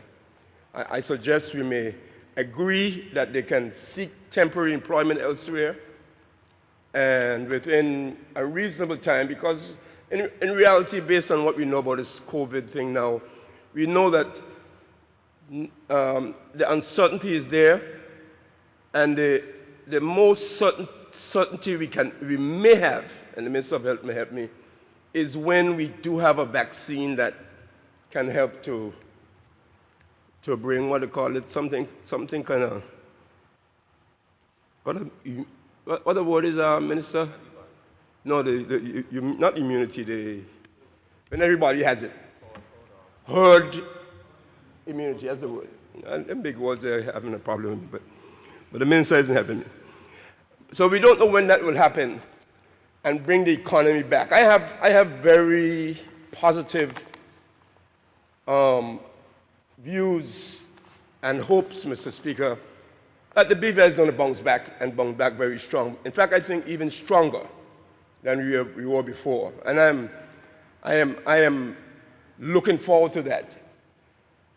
And I think we all should do whatever we can, whether we're on that side or this side or whichever side we're on, wherever we are, the whole business community, the whole employee community, all of us need to really hunker down and hang in there, because this is not our pandemic. This is a world pandemic. That's why it's called pandemic. But we will come back, and we'll get back there. But in between that time, Mr. Speaker, I wish that we don't make certain measures that we can regret 6 months from now, 9 months from now, or 12 months from now, because it may sound like an employer might be going through a difficult stage because he can't afford to pay his employee now, because he doesn't have any work, he doesn't have any activity. But I know from an employer standpoint that it's very difficult to lose good workers who you have invested a lot of time in to train and who have been there with you and who have learned your business, learned your job.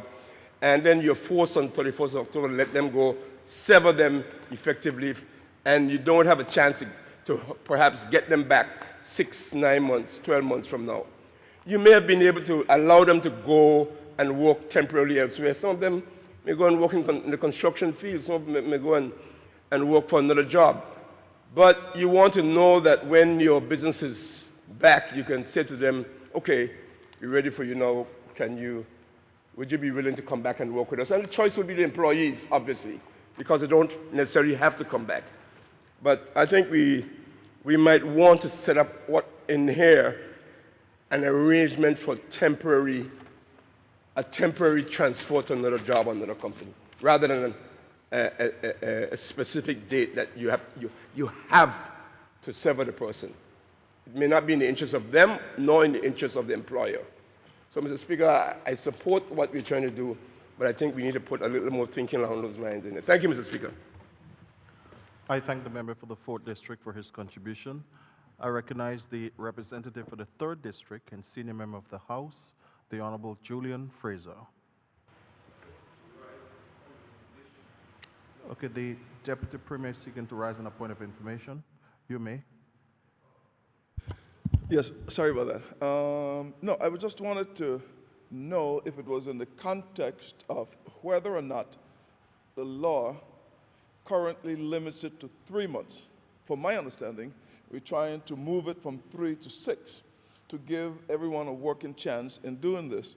So the point in which the honorable member from the 4th raised seemed to say, well, we're trying to cut it off, but we're trying to extend it for both purposes, because there are those persons who are hammering to stick with the law, and those employers who are saying, well, give me a chance. So I'm saying is, so I'm not sure in what vein the conversation will be as it relates to what was said. Member for the 4th. Honorable Minister, Deputy, I understand. I fully understand. I'm not suggesting, Mr. Speaker, in other words, if it's a choice that you may have to allow the employee or an employer to make, that's the choice maybe. But I think we might be putting ourselves in a bind there where, and sometimes even employees don't understand that and be shooting themselves in the foot, if I put it that way, allow that term, when they just want to be severed and get their little severance pay and go along. It might not be the best in their best interest. But, Mr. Speaker, I'm saying And I'm glad, and of course, and I appreciate the minister have to address it because it may be the 3 months and you have to move it to a different period or pay the severance pay. And I appreciate that. But I also want us to appreciate, Mr. Speaker, that no one has ever had this kind of situation before them. This is not a hurricane situation. This is something that there is absolutely no certainty about what's going to happen in the next 6, 9, or 12 months. And in that light, while people might be pushing you or forcing the severance pay issue, we may have to step back and think about it and work a situation where a person might be able to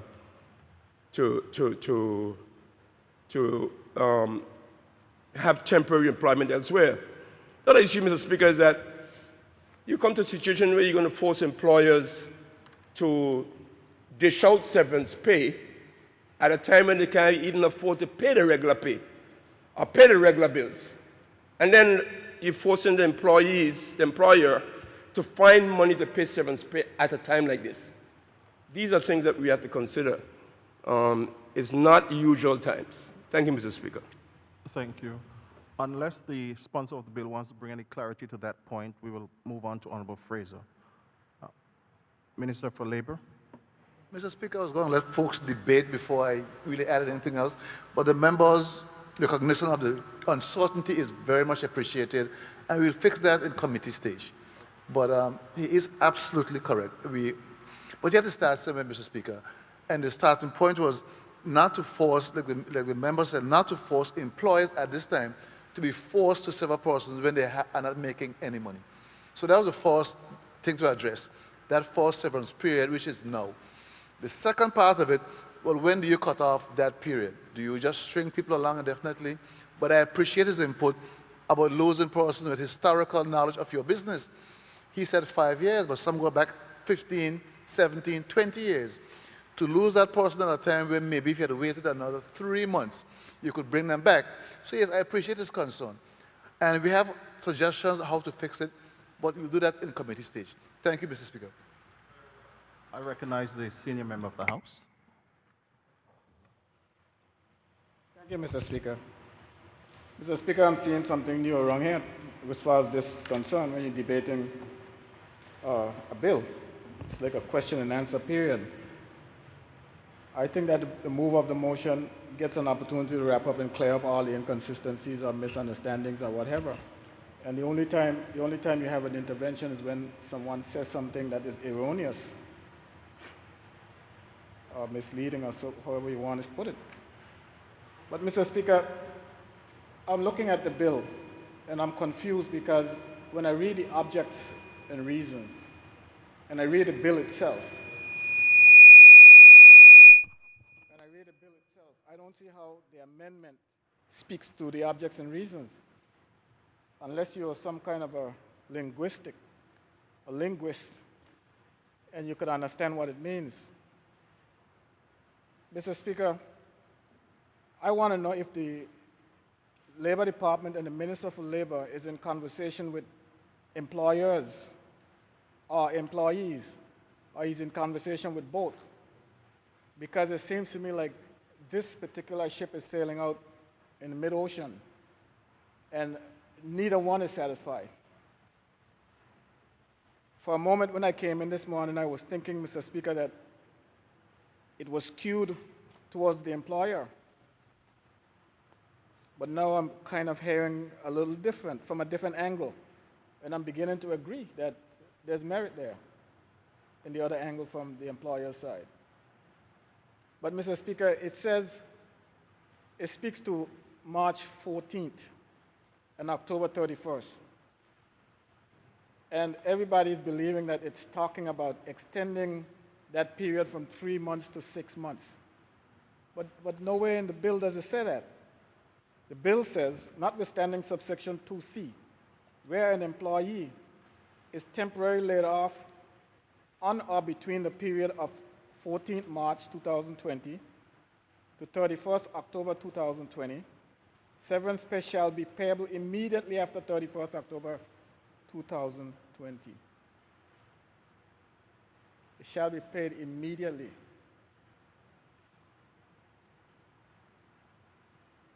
First of all, between March 14th and October 31st, that's more than 6 months. So is it a 6-month period or is it not? And the question, Mr. Speaker, becomes, who is this bill really benefiting? Is it benefiting the employer or the employee? Don't tell me it's benefiting both. It's a win-win. It can't be. If you are supposed to pay an individual severance after 3 months,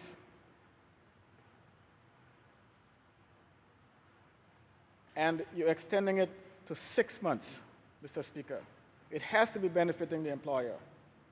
What is an individual going to do being unemployed for 6 months? He's going to find a job. He's going to look for a job. And if he finds a job on the 4th month, it means that he doesn't get severance pay, does it?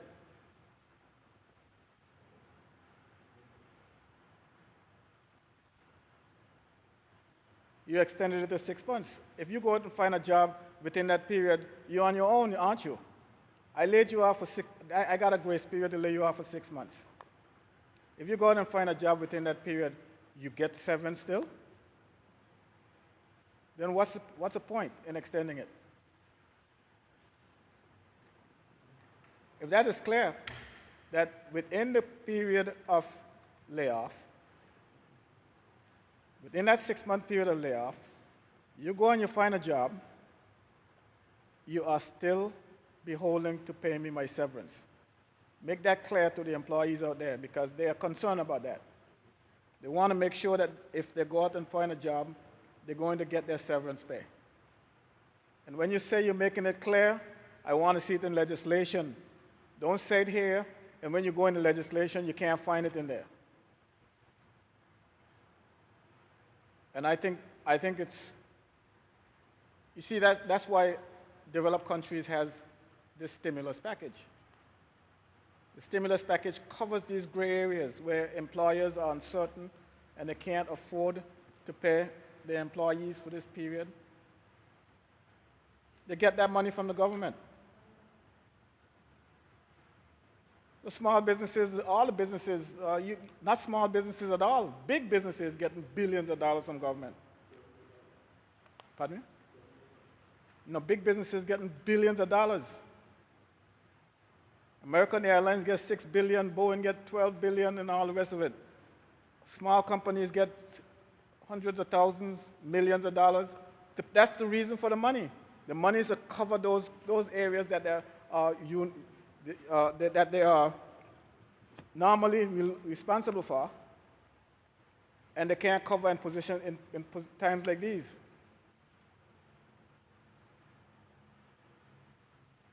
So that's where your stimulus package was supposed to pick up.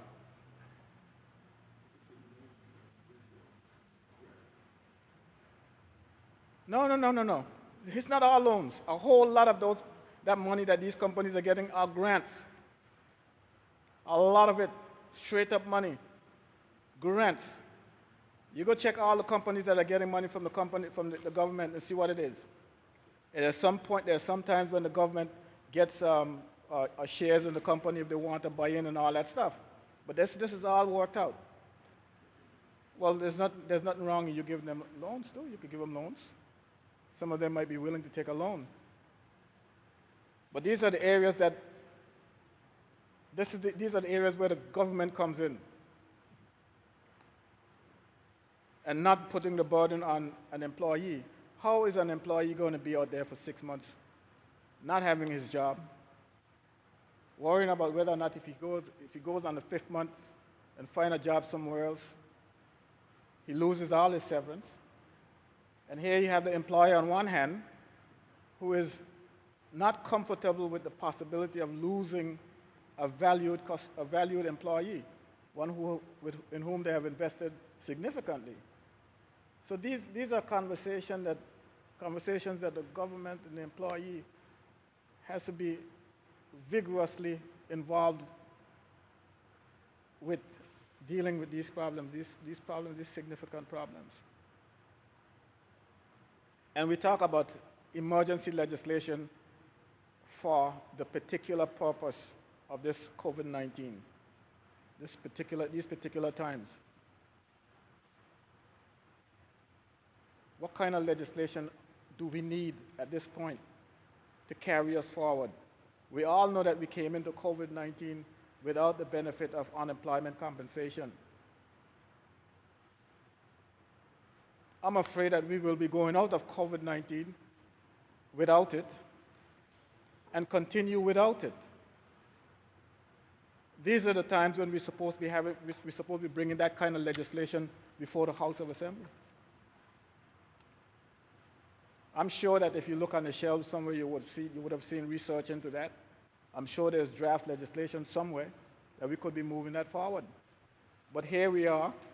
You know, we're not talking about that. We have an order paper here. Let's see what's on the order paper for today.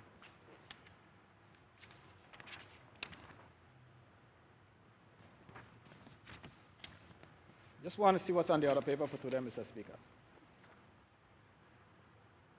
And not legislation talking about unemployment compensation.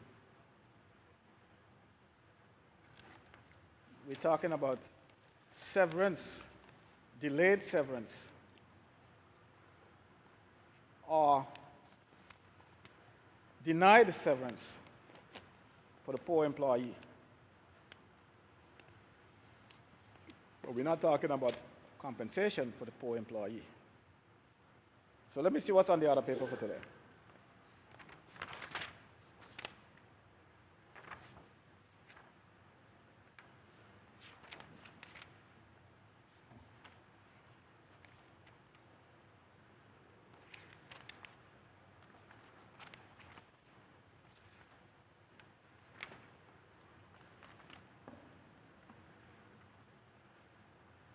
We have, Mr. Speaker, introduction and first reading by the Minister for Natural Resources and Labor, Labor Code Amendment Act 2020.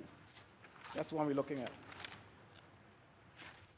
This is important, obviously, because they're changing the legislation to whether it's to benefit the employee or to mess him up. So in their view, it's important, so it's here. So granted, that's a direct consequence of COVID-19. COVID-19, it looks as if the government is digging in their heels for the long haul. It seems as if they don't expect this thing to go away. This COVID-19 thing. One of the biggest fasts of the 20th century, 21st century.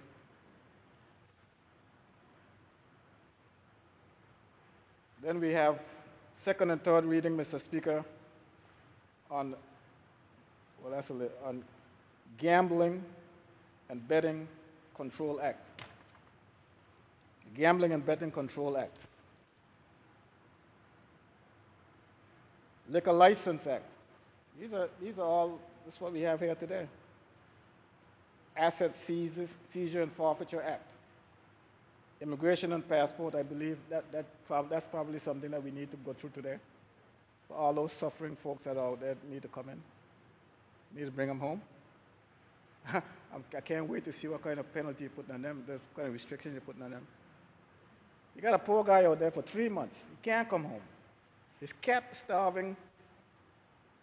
He got a leak in his roof and nobody to mop the water up off the floor, but he can't come home for 3 months.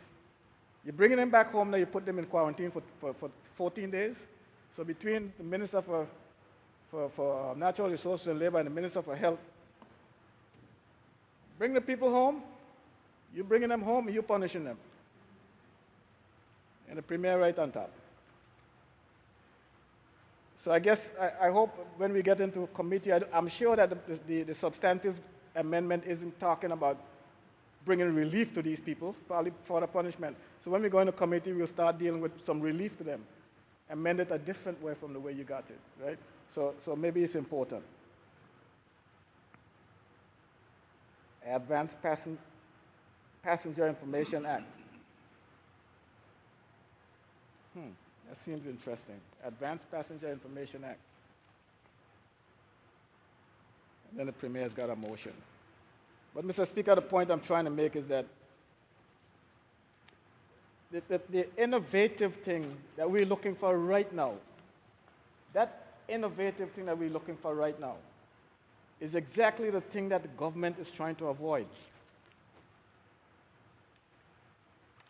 How are we going to have unemployment compensation for our people? That's you, Mr. Minister. You got Social Security now, what you rated for $40 million. You got Social Security now. I guess the point that's being made by the government by giving you Social Security is saying that, well, you're supposed to be taking care of the welfare of people, and that includes all the labor and this unemployment compensation. So where is that legislation, Mr. Minister? If we had that, Mr. Speaker, we would not be here talking about severance. I got people calling me, telling me that they had been laid off. And the layoff period was supposed to be 3 months. And they're supposed to be filling out some form, some application or something they're supposed to be applying. I guess that's the application form that deals with Social Security, some kind of benefit. And they're being told, like, hold up, don't sign it yet. Because your effective layoff period might be 6 months instead of 3. And the people are worried stiff. Worried stiff because the things that goes through their mind may not be what is possible, what is happening, what is going to happen. But what's going through their mind is, if my layoff period is extended from 3 months to 6 months, it means that I have to remain unemployed for that 6-month period, because if I go out and get a job, I'm going to lose my severance. That's what they're thinking. So somewhere along the line, it seems to me as if there's no conversation between these people who have been laid off and the government, the Labor Department in particular. So I'm hoping, Mr. Minister, when you get to wrap up, you can clear these worries, clear them up. If there are inconsistencies, good, clear them up. But whatever they are, these are the kind of issues that our people are being faced with. And I listened to the member for the Fourth. He has a unique perspective of both sides. I might know that the businesses are going through some turmoil times, difficulties. I might know it. But it's not only does he know it, he feels it. And the passion with which he speaks is a perspective that has to be listened to and taken into consideration. And when I speak and I'm talking directly to what the man on the street feels, that has to be taken into consideration. I would find it strange if people are laying people off now. I would imagine that people who will be laid off would have been laid off from the time we closed down. I don't think that people came back to work and got laid off after. I think they've been off from work. And if they've been off from work, it means that if they have to wait till October 31st, that's definitely 7 months somewhere down the road. So we need to speak to those specifics, Mr. Speaker, in order for us to really walk out of here to their feeling that we've been helping those who need the help most. And it's a win-win situation. And this is one case, Mr. Speaker, in which both sides are equally affected. And it must be a win-win situation. You can't walk away from here having one side win and the other lose.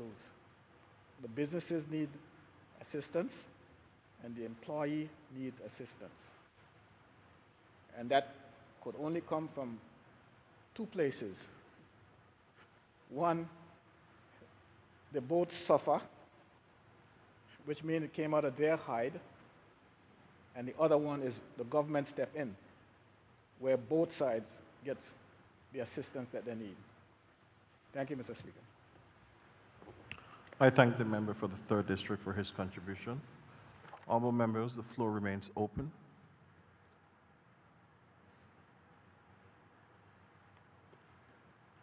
Haven't observed no one else wishing to make a contribution, I call upon the Labour Minister to wrap up the debate.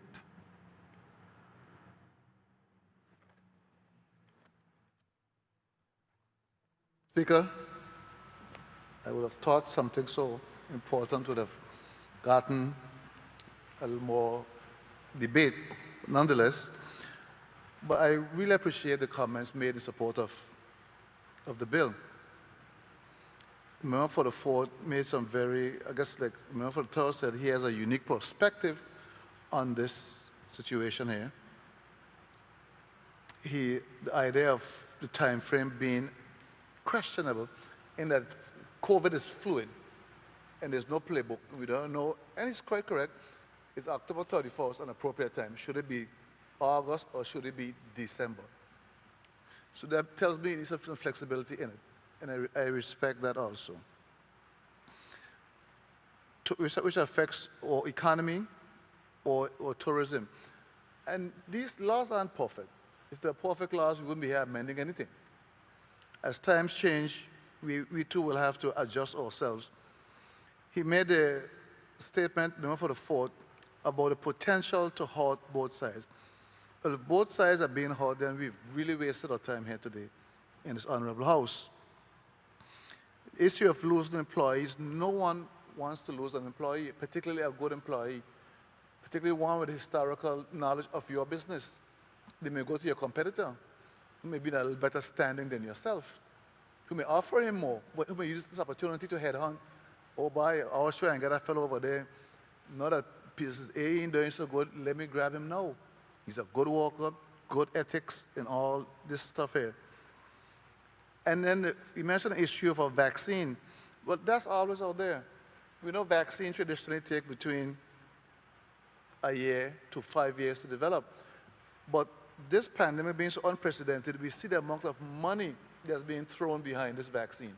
So it is quite possible that we could see a vaccine this year. I will not rule it out. I will not rule it out. That too will be unprecedented, just like the pandemic, to find a vaccine so soon. But it's that uncertainty factor that we have to contend with.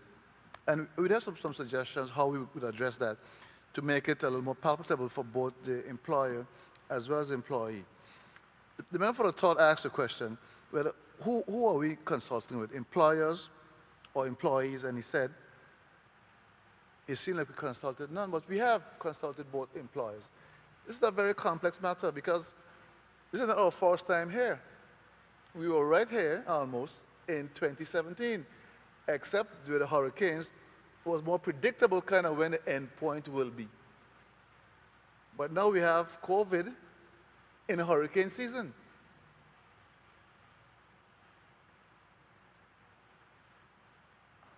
One of the things that we did consider, because normally, after 3 months, you have to serve out that employee, and if the employee seeks work before the severance period, they forfeited their severance period.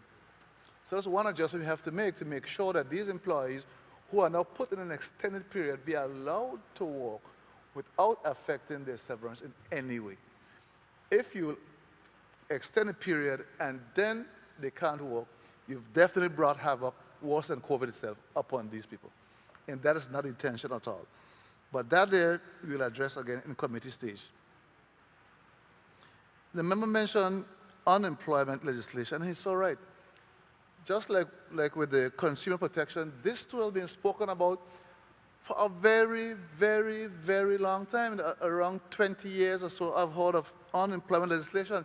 And I want to reassure the member that this will be coming forth very, very soon. It's already drafted.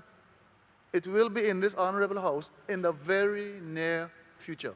Because we cannot continue to pay lip service to these things here. At some point in time, we have to just say, no, we are going to do this here. And I think that that time is now. And the memo mentioned that it's time like now the government needs to step in because both the employer and the employee were hurt. He's absolutely right. And that's why the Premier brought his stimulus package.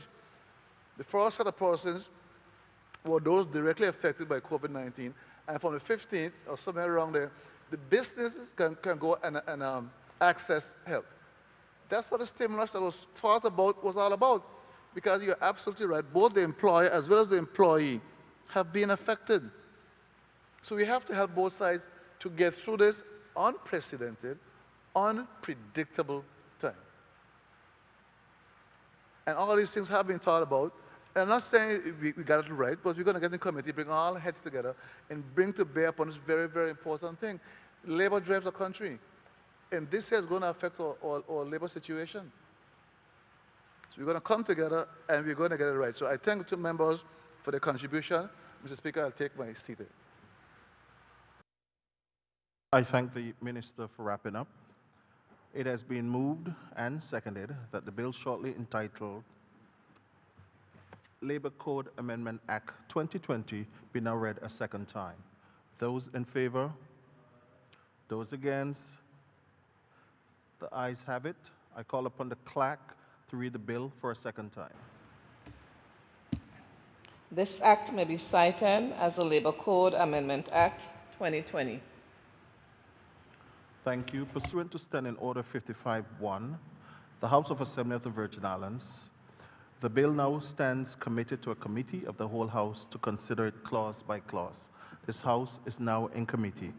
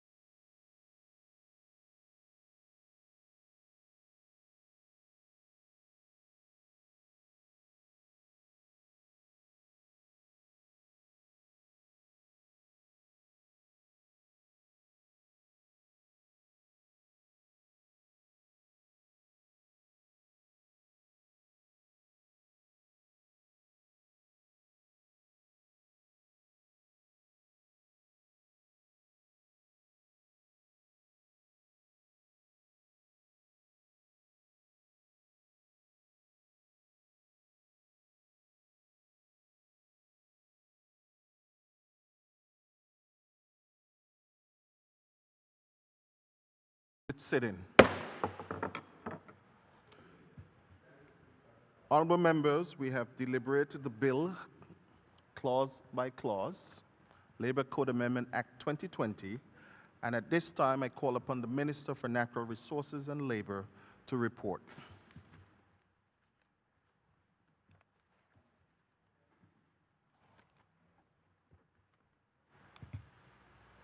Thank you, Mr. Speaker, and I want to thank all members for that very healthy discussion we just had there.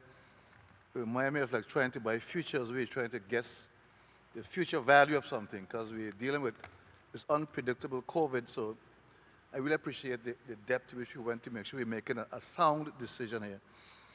So, Mr. Speaker, I beg to report that the bill entitled Labor Code Amendment Act 2020 has passed through the committee with amendments. Mr. Speaker, sir, I move that a bill entitled Labor Code Amendment Act 2020 be read a third time and passed as amended. Thank you, Mr. Speaker. Mr. Speaker, I rise to second the motion. Honorable members, it has been moved and seconded that the bill entitled Virgin Islands Labor Code Amendment Act 2020 be now read a third time and pass as amended. Those in favor? Those against? The motion is passed as amended. I call upon the clerk to read the bill for a third time. This act may be cited as the Labor Code Amendment Act 2020. The bill has been read a third time and passed with amendments.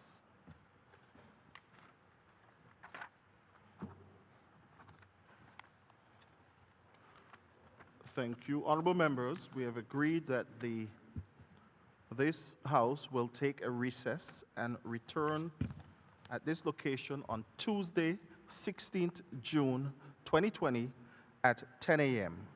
This House is in recess.